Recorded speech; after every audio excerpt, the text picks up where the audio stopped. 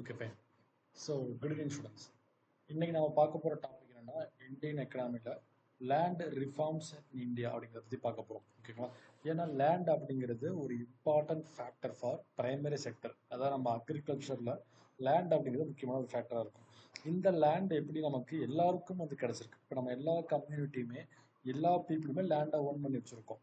ஓகேங்களா? பட் இண்டிபெண்டன்ஸ்க்கு முன்னாடி பார்த்தீங்கன்னா அப்படி ஒரு சிஸ்டமே கிடையாது. என்ன பண்ணுவாங்கன்னா சில ரிச்சஸ்ட் பர்சன்ட்டை மட்டும்தான் லேண்ட் இருக்கும். சில டாப் மோஸ்ட் கம்யூனிட்டி சொல்லுவாங்க இல்லையா, சோ கால்டு அப்பர் கம்யூனிட்டி. ஓகேங்களா? இந்த ஒரு டேர்ம் முக்கியம். ஏன்னா நீங்கள் இன்டர்வியூ போகும்போது சில சில டேர்ம்ஸ் வந்து நீங்கள் யூஸ் பண்ணி பழகுங்க. ஓகேவா? ஃபார் எக்ஸாம்பிள் பார்த்தீங்கன்னா சேர்மேன் அப்படின்னு சொல்லாதீங்க. ஓகேங்களா? இப்போ இன்டர்வியூ பேனல்லே பார்த்தீங்கன்னா ஹெட் ஒருத்தர் இருப்பார், அவர் சேர்மேன்னு சொல்லுவோம் நம்ம வழக்கமாக.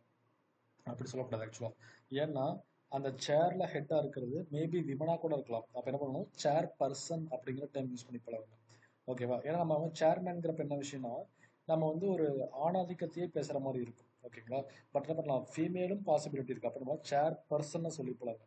அதே போல் பார்த்தீங்கன்னா ஒரு கம்யூனிட்டி பற்றி பேசுகிறீங்க அப்படின்னா அப்பர் காஸ்ட் லோவர் காஸ்ட்னு சொல்லி பழகாதீங்க. எப்பவுமே என்ன பண்ணணும்னா சோ கால்டு அப்பர் பீப்புள், அதாவது எல்லாருமே சொல்கிறாங்க அதனால அவங்க அப்பர் பீப்புள். ஓகேவா?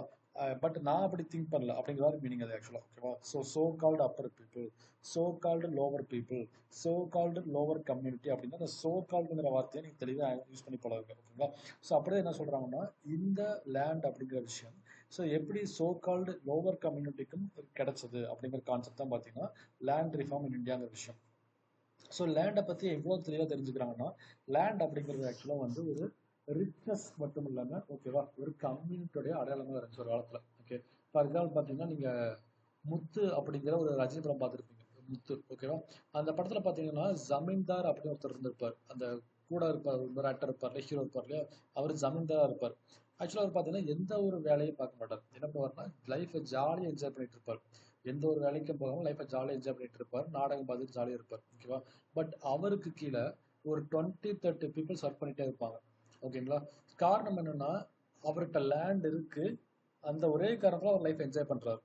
இந்த 20 பீப்புள்கிட்ட வந்து லேண்ட் இல்லை. அப்ப என்ன பண்றாங்க, அவர் அடிச்சாலும் உதைச்சாலும் அதெல்லாம் வாங்கிக்கிட்டு ஸ்லோவஸ்ட் சேலரிக்காக பார்த்தீங்கன்னா வந்து அடிமையா வேலை செய்யறாங்க. ஓகேங்களா? அப்ப லேண்ட் அப்படிங்கிறது ஒரு மிகப்பெரிய ஒரு பிரஸ்டிஜ் இஷ்யூவாகவும் இருக்கு, ஒரு மிகப்பெரிய ரிசோர்ஸ்க்கான விஷயமாவும் இருக்கு. ஓகே, இது மட்டும் இல்லை. நீங்க அப்படியே வந்தீங்கன்னா வந்து அசுரன் அப்படிங்கிற தனுஷ் படம் வந்துச்சு. ஓகேங்களா? அந்த படத்துல பாத்தீங்கன்னா அந்த வடக்கூர் என்ன பண்ணுவான்னு பாத்தீங்கன்னா வந்து இந்த வில்லன் என்ன பண்ணுவாருன்னா தனுஷை அடிச்சு கொல்லல மாட்டார். என்ன பண்ணுவார், தனுஷோட லேண்டை ஃபுல்லா ஆக்குபை பண்ண பார்ப்பார். காரணம் என்ன, தனுஷை அடிச்சு கொண்டுட்டா ஸோ தனுஷை கொண்டுட்டு ஆகும் அந்த ஒரு நிமிஷம் தான் ஹாப்பி. ஓகேவா? பட் என்ன பண்ணுவோம், தனுஷோட லேண்டை ஃபுல்லா ஆக்குபை பண்ணிடணும். அப்ப என்ன பண்ணுவோம், தனுஷ் லேண்ட் இல்லாம அந்த வில்லன்ட்ட தான் அடிமையா வேலை செய்ய வேண்டியதா இருக்கும். ஓகேங்களா? அதான் ஆக்சுவலா வந்து அந்த சோ கால்டு அப்பர் பீப்புளோட மைண்ட் செட்டா இருந்துச்சு. அப்ப இந்த ஒரு மைண்ட் செட்ல என்ன பண்ணாம அந்த லேண்டை ஃபுல்லா எப்படி எல்லா கம்யூனிட்டி பீப்புளும் அசஸ் பண்ண முடிஞ்சது அப்படிங்கிற ஒரு கான்செப்ட் தான் பார்த்தீங்கன்னா லேண்ட் ரிஃபார்ம்ஸ் இன் இந்தியா அப்படிங்கிற விஷயம். ஸோ இது ஆக்சுவலாக பார்த்தீங்கன்னா ஒரு ஹிடன் ஹிஸ்ட்ரி, ஹிடன் ட்ரூத்னு சொல்லுவாங்க இல்லையா. ஸோ வந்து பார்த்தீங்கன்னா வந்து ஸோ ஒரு இந்தியா வரலாற்றில் ஒரு தவிர்க்க முடியாத ஒரு விஷயமாகவும் இது இருந்திருக்கு. ஓகேங்களா? அப்போ என்ன பண்ணுறாங்க, அதை பற்றி அதை பார்க்க போகிறோம். அப்போ இந்தியாவில் லேண்ட் ஸ்ட்ரக்சர் எப்படி இருந்திருக்குன்னா மொத்தம் 3 விதமான ஸ்ட்ரக்சர் ஃபாலோ பண்ணியிருக்காங்க இந்தியாவில். ஓகேங்களா? ஃபார் எக்ஸாம்பிள் பார்த்தீங்கன்னா வந்து there are 3 types of land system in India எப்போ பிஃபோர் இண்டிபெண்டன்ஸில். ஃபார் எக்ஸாம்பிள் பார்த்தீங்கன்னா ஃபர்ஸ்ட் விஷயம் என்னன்னா வந்து ஜமீன்தாரி சிஸ்டம்னு சொல்லுவாங்க, ஜமீன்தாரி சிஸ்டம். ஸோ நம்ம கேள்விப்படுற ஜமீன் அப்படின்னா என்ன விஷயம் பார்த்தீங்கன்னா வந்து லேண்டுன்னு அர்த்தம். ஓகேங்களா? ஜமீன்தார் அப்படின்னா தமிழில் நில உடைமையாளர்கள் அர்த்தம். ஓகேவா?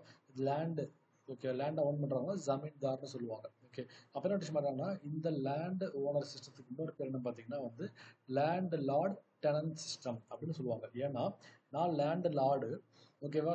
சில கம்யூனிட்டி என்ன பண்ணுறாங்க, எனக்கு கீழே வந்து அடிமையை வேலை செய்கிறாங்க. ஓகேவா? அப்படிதான் இருப்பாங்க. ஆக்சுவலாக வந்து அடிமைங்கிற டைம் ஆக்சுவலாக சூட்டபுளான டைம் இந்த சமயத்தில். ஏன்னா அவங்க வந்து ப்ராப்பர் சேலரி கிடைக்கல அவங்களுக்கு. ஓகேவா?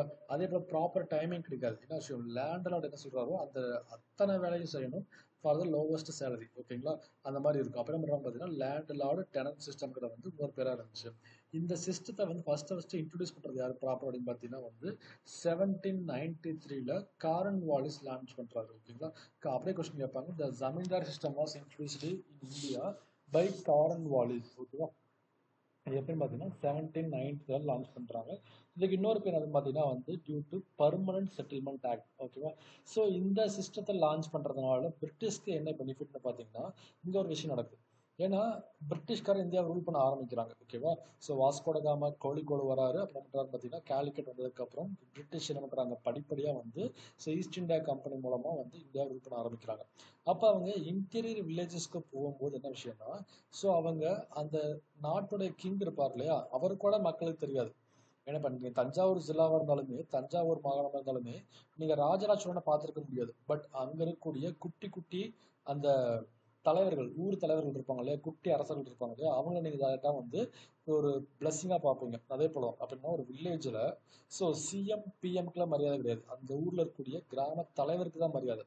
ஓகே, அந்த தலைவர் தான் பார்த்தீங்கன்னா மக்கள் வந்து ஏற்றுக்குவாங்க. ஓகேவா? அப்போ என்ன பண்ணுறாங்க பார்த்தீங்கன்னா, இந்த பிரிட்டிஷ் ஈஸ்ட் இந்தியா கம்பெனி வந்து ஒவ்வொரு இன்டீரியர் வில்லேஜ்லையும் ஸ்ப்ரெட் ஆகணும். அதுக்கு என்ன பண்ணுறாங்க, ஒவ்வொரு வில்லேஜ்லையும் யார் ரொம்ப சுப்பீரியர்னு பார்க்குறாங்க. ஸோ அவங்களுக்கு என்ன பண்ணுறாங்க, ஜமீன்தார் அப்படிங்கிற பேரில் ஒரு ரெகக்னேஷன் தராங்க. ஏன் அப்படின்னு பார்த்தீங்கன்னா, ஸோ ஒரு அக்ரிமெண்ட் தான், மியூச்சுவல் அக்ரிமெண்ட் தான். ஏன்னா ஜமீன்தார் என்ன பண்ணுறாங்க, மக்களை வந்து ரொம்பவே டார்ச்சர் பண்ணுறாங்க இல்லையா, அப்படின்னா ஜமீன்தாருக்கு அகைன்ஸ்டாக நிறையா அஜிடேஷன்ஸ் இருக்கும், நிறைய புரட்சிகள், நிறைய போராட்டங்கள் நடக்கும் அப்பப்போ. ஓகேவா? இப்போ என்ன பண்ணுறாங்கன்னா, பிரிட்டிஷ்காரங்க போயிட்டு ஜமீன்தார்ட்ட பேசுகிறாங்க, நீங்கள் நல்லா கவனிச்சுங்க, ஸோ மக்கள் எல்லாம் உங்கள் மேலே அக்ரெசிவாக இருக்காங்க. ஸோ அப்போ எப்போயா வேணாலும் உங்களுக்கு ஸோ ஒரு இஷ்யூ நடக்க வாய்ப்பு இருக்குது. அப்போ என்ன பண்ணுறோம், ஈஸ்ட் இந்தியா கம்பெனி சார்பாக பிரிட்டிஷ் ராணுவம் என்ன பண்ணுறோம், British army will protect you அப்படின்னு என்ன பண்ணுறாங்க, ஜமீன்தார்ட்ட அக்ரிமெண்ட் பண்ணுறாங்க. இப்போ ஜமீன்தார் என்ன பண்ணணும், அதுக்கு வந்து இன்னொரு ஹெல்ப் பண்ணணும் இல்லையா, பிரிட்டிஷ்க்கு அப்புறம் என்ன பண்ணுறாங்க பார்த்தீங்கன்னா, ஸோ நீங்கள் டேக்ஸ் கலெக்ட் பண்ணுங்க. ஓகேவா? மக்கள்கிட்ட கலெக்ட் பண்ணுற டேக்ஸ் என்ன பண்ணாங்கன்னா வந்து 10/11 டேக்ஸ். ஓகேவா? என்ன பண்ணணும், ஸோ 11 ரூபா கலெக்ட் பண்ணுறீங்கன்னா அதில் 10 ரூபா ஈஸ்ட் இந்தியா கம்பெனி கொடுத்துடணும். ஒரு ரூபாய் என்ன பண்ணலாம், நீ தாராளமாக என்ஜாய் பண்ணிக்கலாம்னு சொல்கிறாங்க. ஓகேவா? ஸோ ஆக்சுவலாக 10:11 ஒரு ஹியூஜ் அமௌண்ட். ஏன்னா ஒட்டுமொத்த வில்லேஜும் கலெக்ட் பண்ண போகிறாங்க. அப்போ என்ன விஷயம் பார்த்தீங்கன்னா வந்து கவர்மெண்ட்டுக்கு பிரிட்டிஷ் ஆர்மி கிடைக்கக்கூடிய ஷேர் பார்த்தீங்கன்னா 10/11 ஷேர் கிடைக்க போகுது. அட் த சேம் டைம் பார்த்தீங்கன்னா ஸோ அந்த ஜமீன்தார் கலெக்ட் பண்ணுறாரு இல்லையா, அவருக்கான ஷேர் வந்து 1/11 ஷேர் கிடைக்க போகுது. இந்த ரேஷியோ மாற்றி மாற்றி கேட்பாங்க. ஸோ பிரிட்டிஷ் கவர்மெண்ட்டுக்கு 10/11, அதே போல் வந்து ஜமீன்தாருக்கு 1/11ங்கிறத கரெக்டான ஸ்டேட்மெண்ட்டாக இருக்கும். ஓகேவா? இதை கவனிச்சுங்க. இப்போ இந்த ஜமீன்தார் சிஸ்டத்துக்கு வந்து ஒவ்வொரு ஊரில் ஒரு பேர் வச்சிருக்காங்க. ஓகே, நம்ம ஊரில் பார்த்தீங்கன்னா ஜமீன்தார்னு சொல்கிறோம். ஸோ ஹிந்தியில் ஆக்சுவலாக ஹிந்தி டேர்ம் சான்ஸ்கிரிட் டேர்ம் ஜமீன்தார் அப்படிங்கிறது. ஓகேவா? நம்ம தமிழில் பார்த்தீங்கன்னா சொல்லுவாங்கன்னா வந்து நில உடைமையாளர்கள் சொல்கிறோம் இல்லையா, அதே போல் ஒவ்வொரு ஊரில் என்ன பேர் வச்சிருக்காங்க பார்த்தீங்கன்னா ஜமீன்தார்ஸ், ஜாகீர்தார்ஸ், ஜஹாகீர்தார்ஸ், தாலுக்தார்ஸ், கோட், லேம்ப்ரடார்னு சொல்லி ஒவ்வொரு ஊரில் ஒவ்வொரு நார்த்லேயும் பார்த்தீங்கன்னா டிஃப்ரெண்ட் டைப்ஸ் ஆஃப் பேர் இருக்குது. ஓகேங்களா? ஸோ இதெல்லாம் பார்த்தீங்கன்னா எப்படி கேட்பாங்கன்னா, ஸோ இன்கேஸ் இப்படி கேட்பாங்க. Okay, jagirdar system. ஓகேவா? ஸோ இந்த share between the jagir system கேட்டாங்கன்னா 10/11 for East India Company, 1/11 for zamindars. ஓகேவா? அது தெரிஞ்சுக்க. அப்போ என்ன பண்ணுறாங்கன்னா, இந்த ஷேர் கொடுக்குறாங்க இல்லையா, இந்த சிஸ்டம் எது வரைக்கும் இருந்துச்சுன்னா 1949 வரைக்குமே ப்ரெவலண்ட்டாக தான் இருந்துச்சு. சரியா? 1947 நம்ம மட்டும் இண்டிபெண்டன்ஸ் கிடச்சிருச்சு. ஈவன் தோ என்னாச்சு பார்த்தீங்கன்னா 1949 வரைக்குமே வந்து இந்த சிஸ்டம் எக்ஸிஸ்டாக தான் இருந்துச்சு. ஏன்னா இப்போ இந்தியா வந்து கம்யூனிகேஷன் கேப் ரொம்பவே இருந்துச்சு. அப்படின்னாச்சுன்னா கவர்மெண்ட்டில் ஒரு ஆக்டே போட்டாலுமே அந்த ஆக்டை அது ப்ராப்பராக வந்து எல்லா வில்லேஜுக்கும் பெரிய சேராது அந்த சமயத்தில். ஓகேங்களா? அப்போ என்ன 1949 வரைக்கும் சிஸ்டம் எக்ஸிஸ்டன்ஸாக இருந்துச்சு. அப்போ எப்படி கொஸ்டின் கேட்பாங்க, ஸோ ஜமீன்தார் சிஸ்டம் இன்ட்ரடியூஸ் பண்ணுறது யார் பார்த்தீங்கன்னா வந்து ஸோ 1793 கார்ன்வாலிஸ் லான்ச் பண்ணியிருக்காரு. ஸோ அதே போல் இதில் ஷேர் பார்த்தீங்கன்னா 10/11 அப்படின்னு ஈஸ்ட் இந்தியா கம்பெனிக்கு, 1/11 நம்மளுடைய ஜமீன்தாருக்கு போகும். 1949 வரைக்கும் சிஸ்டம் வந்து எக்ஸிஸ்டன்ஸாக இருந்துச்சு. இப்போ நீங்கள் அடுத்த தெரிஞ்சுக்க விஷயம் பார்த்தீங்கன்னா, இங்கே அந்த டயக்ராம் இருக்குது பாருங்களேன், தெளிவாக போட்டிருப்பாங்க பாருங்கள். ஒரு ட்ரையாங்கிள் எடுத்துட்டிங்கன்னா அதில் top most authority East India company. ஏன்னா அவங்க ஒட்டுமொத்த இந்தியாவை ரூல் பண்ணுறாங்க. ஓகேவா? ஸோ அதே போல் கீழே இருக்கிற லோவஸ்ட் பாட்டம் பார்த்தீங்கன்னா வந்து பீசன்ஸ், அதாவது வயலில் வேலை செய்யக்கூடிய விவசாயிகள். ஓகேங்களா? இந்த ரெண்டு பேர்த்துக்கு கிடையாது ஒரு பிரிட்ஜா, இந்த ரெண்டு பேர்த்துக்கு கிடையாது பார்த்தீங்கன்னா ஒரு கம்யூனிகேஷன் மீடியமாக இருக்கிறதா ஜமீன்தார்ஸ். ஓகே, என்ன பண்ணுவாங்க, ஸோ ஜமீன்தார்ஸ் வந்து அந்த பீசன்ட் இருந்து பார்த்தீங்கன்னா அந்த ஃபார்மர்ஸ் இருந்து டேக்ஸை ஃபுல்லாக கலெக்ட் பண்ணி 1/11 அவங்க வச்சுக்குவாங்க. ரிமைனிங் என்ன பண்ணுவாங்க, 10/11 வந்து ஈஸ்ட் இந்தியா கம்பெனிக்கு ஷேர் கொடுப்பாங்க. அப்படியே கேட்டிருக்காங்க ஒரு எக்ஸாம்பிள். ஸோ இந்த ஜமீன்தார் சிஸ்டம், ஓகேவா, ஹூ இஸ் த கனெக்டிங் பிரிட்ஜ்னு கேட்குறாங்க. யார், ஸோ நம்மளுடைய ஜமீன்தார் கனெக்ஷன் சிஸ்டமாக இருக்காங்க பிட்வீன் யாருக்குன்னா பீசன்ட்டுக்கும் பிரிட்டிஷ் கவர்மெண்ட்டுக்கு இடையே வந்து ஒரு கனெக்டிங் பிரிட்ஜாக இருந்தால் நம்மளுடைய ஜமீன்தார்ஸ் தான். ஓகேவா? இது ஒரு பேசிக்கான விஷயம். அடுத்து என்ன பண்ண போகிறோம் பார்த்தீங்கன்னா மஹல்வார்னு சிஸ்டம் இருக்குது. ஏன்னா இந்தியா முழுக்க ஜமீன்தார் சிஸ்டம் அப்படியே எக்ஸிஸ்ட் ஆகலை. ஏன்னா ஒவ்வொரு ரீஜனில் வந்து ஒவ்வொரு மாதிரி ஃபாலோ பண்ணுறாங்க. ஓகேங்களா? அப்படி என்ன பண்ணுறாங்க பார்த்தீங்கன்னா, ஸோ ஏன்னா பிரிட்டிஷ்காரன் வந்து அவனோட ரூல் பண்ணுறதுக்காக ஒவ்வொரு வில்லேஜோட ரூலிங்கும் என்ன பண்ணுறாங்க, டிஃப்ரென்ஷியேட் பண்ணி பார்க்குறாங்க. அப்போ அவனுக்கு ஏற்ற மாதிரி ஒவ்வொரு வில்லேஜுக்கு ஏற்ற மாதிரி பார்த்தீங்கன்னா பிளான் பண்ணுறாங்க. ஸோ அப்போ என்ன ஜமீன்தார் சிஸ்டம் சில ஏரியாவில் இருந்துச்சு. அதே போல் என்ன பண்ணுறாங்க, மஹல்வார் சிஸ்டம் லான்ச் பண்ணுறாங்க. அதை தெரிஞ்சுக்க விஷயம் பார்த்தீங்கன்னா மகள்வாரி சிஸ்டம் அப்படிங்கிறத யார் லான்ச் பண்ணுறாங்கன்னா வில்லியம் பெண்டிக்ட். ஓகேவா? ஸோ மகள்வாரி எம் இருக்கு இல்லையா, அந்த எம்மை தலைகளாக வச்ச என்ன ஆகும், டபிள்யூ கிடைக்கும் நமக்கு. அப்போ என்ன பண்ணலாம், so mahalwari system, so M இருக்கு, அது அப்படியே நம்ம நாங்கள் தலைகளாக போட்டுக்கிட்டா வில்லியம் பெண்டிக்ட் ஞாபகம் வந்துடும். ஓகேவா? ஸோ எதுக்கு இந்த மாதிரிலாம் சொல்கிறேன்னு பார்த்தீங்கன்னா இப்போ நம்ம படிக்கும்போது ஈஸியாக இருக்கும். ஓகேவா? ஸோ வந்து ஜமீன்தாரி கார்ன்வாலிஸ், ஓகே மகள்வாரி அப்படின்னு பார்த்தீங்கன்னா வில்லியம் பெண்டிக்ட் ஞாபகம் வந்துடும். பட் எக்ஸாமில் பார்க்கும்போது நிறையா படிச்சுட்டு போயிருப்பீங்க, நிறைய டேட்டா இருக்கும். அப்போ திடீர்னு கன்ஃபியூஷன் ஆகும். அப்போ என்ன பண்ணுங்கன்னா வந்து மகள்வாரி, அப்படியே ஆப்போசிட்டாக வந்து வில்லியம் பெண்டிங். ஓகேவா? ஸோ இப்போ என்ன சொல்கிறாங்கன்னா மகள்வாரி சிஸ்டங்கள் என்னன்னா, ஸோ அந்த ட்ரையாங்கிள் ஞாபகம் வச்ச முடியாது பிரிட்டிஷ் கவர்மெண்ட்டில் ஜமீன்தாரியில். அப்போ என்னாச்சுன்னா ஜமீன்தாரி மெத்தடில் டாப் மோஸ்ட்டில் பிரிட்டிஷ் கவர்மெண்ட், மிடில் ஜமீன்தாரி, பாட்டமில் வந்து பீசன்ட் இருந்தாங்க. பட் இங்கே என்ன விஷயம் நடக்குதுன்னு பார்த்தீங்கன்னா இந்த மகள்வாரி சிஸ்டத்தில் பீசன்ட் இருக்காங்க, மிடில் வந்து ஜமீன்தாருக்கு வேலை யார் இருப்பாங்கன்னா மகள்வாரி அப்படிங்கிற சிஸ்டம். தட் மீன்ஸ் பார்த்தீங்கன்னா ஒரு குரூப் ஆஃப் பீப்புள் இருப்பாங்க, ஒரு கம்யூனிட்டி இருப்பாங்க. ஓகே, தட் மீன்ஸ் என்னன்னா இப்போ யோசிச்சு பாருங்களேன், நான் வந்து ஒரு நம்ம இவர் எடுத்துங்களேன், வீரபாண்டிய கட்டபொம்மன் இருக்கார் இல்லையா, திருநெல்வேலி ஆட்சி பண்ணார் இல்லையா பாஞ்சாலங்குறிச்சியை. அவர் என்ன பண்ணார் பார்த்தீங்கன்னா வந்து பிரிட்டிஷ்காரனுக்கு சில பக்கோடா பேலன்ஸ் வச்சார். கட்டாமல் பக்கோடா மீன்ஸ் அது அந்த காலத்து காயின், நம்ம வராகன் உருப்பின்னு சொல்கிறோம் இல்லையா, அந்த மாதிரி காலத்து காயின் பார்த்தீங்கன்னா பக்கோடான்னு சொல்லுவாங்க. ஓகேவா? அப்போ என்ன விஷயம் பார்த்தீங்கன்னா இப்போ அந்த கட்டபொம்மன் ஆக்சுவலாக வந்து அந்த பகுதியை ஆட்சி பண்ணக்கூடிய ஸோ பாளையக்காரன் சொல்லுவாங்க, பாலிகர்ஸ்னு சொல்லுவாங்க. இப்போ என்னன்னா அவர் நம்ம ஊருக்காரர். யோசிச்சு பாருங்க, பாஞ்சாலங்குறிச்சி ரூல் பண்ணுற கட்டபொம்மன் நம்ம ஊருக்கார், தமிழ்நாட்டுக்காரர். அதுக்கு மேலே ரூல் பண்ணுறது யாரு, பிரிட்டிஷ்காரன். இப்போ என்ன விஷயம் பார்த்தீங்கன்னா நான் பாஞ்சாலங்குறிச்சி ஆட்சி பண்ணுற கட்டபொம்மன் என்ன பண்ணுவார்னா மக்கள்கிட்ட போய் டேக்ஸ் கேட்பார். எப்போ டேக்ஸ் கொடுங்கப்பான்னு கேட்பாருன்னு வச்சுக்கோங்க. அவன் மக்கள் என்ன சொல்லுவாங்க, என்ன கட்டபொம்மன் உனக்கு தெரியாத என்ன, நம்ம ஊரில் வந்து ரெயின்ஃபால் இல்லை உனக்கு தெரியும் இல்லையா, ஃபெமைனில் மக்கள் வாடிட்டு இருக்கோம், அப்போ நாங்கள் எப்படி டேக்ஸ் கட்ட முடியும்னு கேட்பாங்க. அப்போ என்ன பண்ணுவார், அவர் கன்சிடர் பண்ணி ஓகே ஒன்றும் இஷ்யூ இல்லை நெக்ஸ்ட் டைம் கட்டுங்கன்னு சொல்லிட்டு போயிடுவார். ஓகேவா? பட் அது பிரிட்டிஷ் கவர்மெண்ட் ஏற்றுக்குவானா, ஏற்றுக்க மாட்டான். பிகாஸ் என்னன்னா பிரிட்டிஷ் கவர்மெண்ட்டை பொறுத்த வரைக்கும் இந்தியா எப்படி போனாலும் சரி, இந்தியன் ஃபார்மர்ஸ் எப்படி போனாலும் சரி என்ன பண்ணுவாங்க, they want taxes, they want money. ஓகேவா? அப்போ என்ன பண்ணுறாங்க பார்த்தீங்கன்னா இந்த டேக்ஸை கலெக்ட் பண்ணி கொடுத்தாதான் ஜமீன்தாருக்கு ப்ரொடெக்ஷன் கிடைக்கும். ஓகேவா? அதுக்கு நம்ம ஜமீன்தார் வந்து மக்களை ஃபுல்லாக பயங்கரமாக டார்ச்சர் பண்ண ஆரம்பிப்பாங்க. இதான் நடந்துச்சு விஷயம் ஆக்சுவலாக. ஓகேவா? அப்போ என்ன பண்ணுறாங்க பார்த்தீங்கன்னா ஜமீன்தார் சிஸ்டத்தில் வந்து பீசண்ட்டுக்கு கொஞ்சம் கூட ரெஸ்பான்ஸ் இது கொடுக்கவே இல்லை, ரெஸ்பெக்ட் தரவே இல்லை. பீசண்ட் ஃபுல்லாக என்ன பண்ணுறாங்க, ரொம்ப அடிச்சு உதச்சு உறிஞ்சுறாங்க. இந்த மாதிரி பார்த்தீங்கன்னா ரொம்ப டார்ச்சர் பண்ண ஆரம்பிச்சாங்க. அப்போ என்னாச்சுன்னா மக்களோட எந்த ஒரு கோரிக்கையுமே வந்து ஜமீன்தாரை தாண்டி பிரிட்டிஷ் கவர்மெண்ட் போய் சேரல. ஓகேங்களா? ஏன்னா அந்த அளவுக்கு ஜமீன்தார் வந்து ரொம்ப ரூலிங் பண்ணிட்டு இருந்தாங்க. இதை ரெக்டிஃபை பண்ண என்ன பண்ணுறாங்க பார்த்தீங்கன்னா மகள்வாரி சிஸ்டம் கொண்டு வராங்க. ஓகேங்களா? ஸோ இந்த மகள்வாரி சிஸ்டம் என்ன விஷயம் பார்த்தீங்கன்னா வந்து பிரிட்டிஷ் கவர்மெண்ட்டுக்கு அதே போல் வில்லேஜ் அந்த விவசாயிகளுக்கு பார்த்தீங்கன்னா இடையில யார் இருப்பாங்கன்னா ஒரு கம்யூனிட்டி இருப்பாங்க. அந்த கம்யூனிட்டி என்னன்னா குரூப் ஆஃப் ஃபார்மர்ஸ் இருப்பாங்க, குரூப் ஆஃப் பீசன்ட் இருப்பாங்க, விவசாய சங்கம் மாதிரி இருப்பாங்கன்னு வச்சுக்கோங்க. அப்போ என்ன பண்ணுவாங்கன்னா அந்த ஃபார்மர் சொல்ல முடியும். ஆக்சுவலாக எல்லா ஃபார்மர்ஸ் நம்ம எல்லாம் கோரிக்கை வைக்க முடியும், ரெக்வெஸ்ட் பண்ண முடியும். அதாவது வந்து ஈரோட்டில் ஃபெமைன் வந்துருச்சு, அப்போ என்ன பண்ணுங்க, நம்மளால் இந்த ஒரு சீசனில் வந்து டேக்ஸ் கட்ட முடியாது, இல்லை டேக்ஸை வந்து லோ பண்ண சொல்லுங்கன்னு சொல்லி என்ன பண்ண முடியும், அட்லீஸ்ட் அந்த டிமாண்ட் பண்ண முடியும், ரெக்வெஸ்ட் வைக்க முடியும். ஓகேங்களா? அந்த ஒரு வாய்ப்பு இங்கே இருந்துச்சு. ஓகே, அப்போ என்ன பிகாஸ் பார்த்தீங்கன்னா மகள்வாரில் வந்து குரூப் ஆஃப் பீப்புள் தான் மீடியேட்டராக இருக்காங்க. அப்புறம் பண்ணுறாங்க அந்த குரூப் ஆஃப் பீப்புள் தான் வந்து என்ன பண்ணுவாங்கன்னா ஸோ மக்கள்கிட்ட லேண்டை ஃபுல்லாக பிரித்து கொடுத்துருவாங்க. அந்த லேண்டில் வரக்கூடிய ரெவன்யூ ஃபுல்லாக பண்ணுவாங்க டேக்ஸாக மாற்றி கவர்மெண்ட்டுக்கு ஹேண்ட் ஓவர் பண்ணுவாங்க. ஓகேங்களா? அதை கொடுத்துருக்காங்க பாருங்க. So mahalwari system was introduced by William Bentinck. எப்படின்னா 1822 வந்து லான்ச் பண்ணியிருக்காங்க. இங்கே என்ன பண்ணுறாங்க பார்த்தீங்கன்னா கலெக்டிவ் பாடி ஆஃப் குரூப்ஸ் இங்கே இருக்காங்க இல்லையா, ஒரு இமேஜ் போட்டிருக்கோம் இல்லையா, ஆக்சுவலாக இதான் வந்து மகள்வாரி சிஸ்டத்துடைய இந்த ரூலிங் இருந்துச்சு. என்ன பண்ணுவாங்க, ஸோ குரூப் ஆஃப் பீப்புள் தலைவர் செயலாளர்லாம் என்ன பண்ணுவாங்க பார்த்தீங்கன்னா இருக்கிற அந்த ஒட்டுமொத்த வில்லேஜையும் வந்து பார்ட் பை பார்ட்டாக பிரித்து ஒவ்வொரு பீசண்ட்டுக்காக கொடுத்துருவாங்க. அங்கே வரக்கூடிய ஈல்டு ஃபுல்லாக பண்ணுவாங்க, கலெக்ட் பண்ணி கேதர் பண்ணி அதுக்கான டேக்ஸை ஃபுல்லாகவே கவர்மெண்ட்டு கொடுத்துட்ருப்பாங்க. இந்த மாதிரி குரூப் ஆஃப் பீப்புள் ஒர்க் பண்ணக்கூடிய இடம் தான் பார்த்தீங்கன்னா மகள்வாரி சிஸ்டம்னு சொல்லுவாங்க. ஓகேவா? இந்த சிஸ்டம் மோஸ்ட்லி எங்கே ப்ரெவலண்ட்டாக இருந்துச்சு பார்த்தீங்கன்னா Madhya Pradesh as well as Punjab இந்த சிஸ்டம் வந்து ரொம்பவே ப்ரெவலண்ட்டாக இருந்துச்சு. அப்படி கேட்பாங்க. ஓகேவா? Mahalwari system was prevalent in Madhya Pradesh. இல்லாட்டி எப்படி கேட்பாங்கன்னா so find out the incorrect statement regarding the mahalwari கொடுத்துரு முடிப்பாங்க. ஒரு 4 பாயிண்ட்டை கொடுத்துருவாங்க. இந்த 4 பாயிண்ட்ல ஏதாவது மாற்றி கொடுத்துருப்பாங்க. ஓகேங்களா? ஸோ அப்போ தெரிஞ்சுக்கணும். ஸோ மகள்வாரி சிஸ்டம் அப்படிங்கிறது பார்த்தீங்கன்னா வந்து நமக்கு எங்கே இருக்குன்னா மத்திய பிரதேஷ்லையும் அதே போல் அஸ்வஸ் பார்த்தீங்கன்னா வந்து நமக்கு ஸோ பஞ்சாப் இந்த சிஸ்டம் வந்து ரொம்ப ப்ரெவலண்ட்டாக இருந்துச்சு.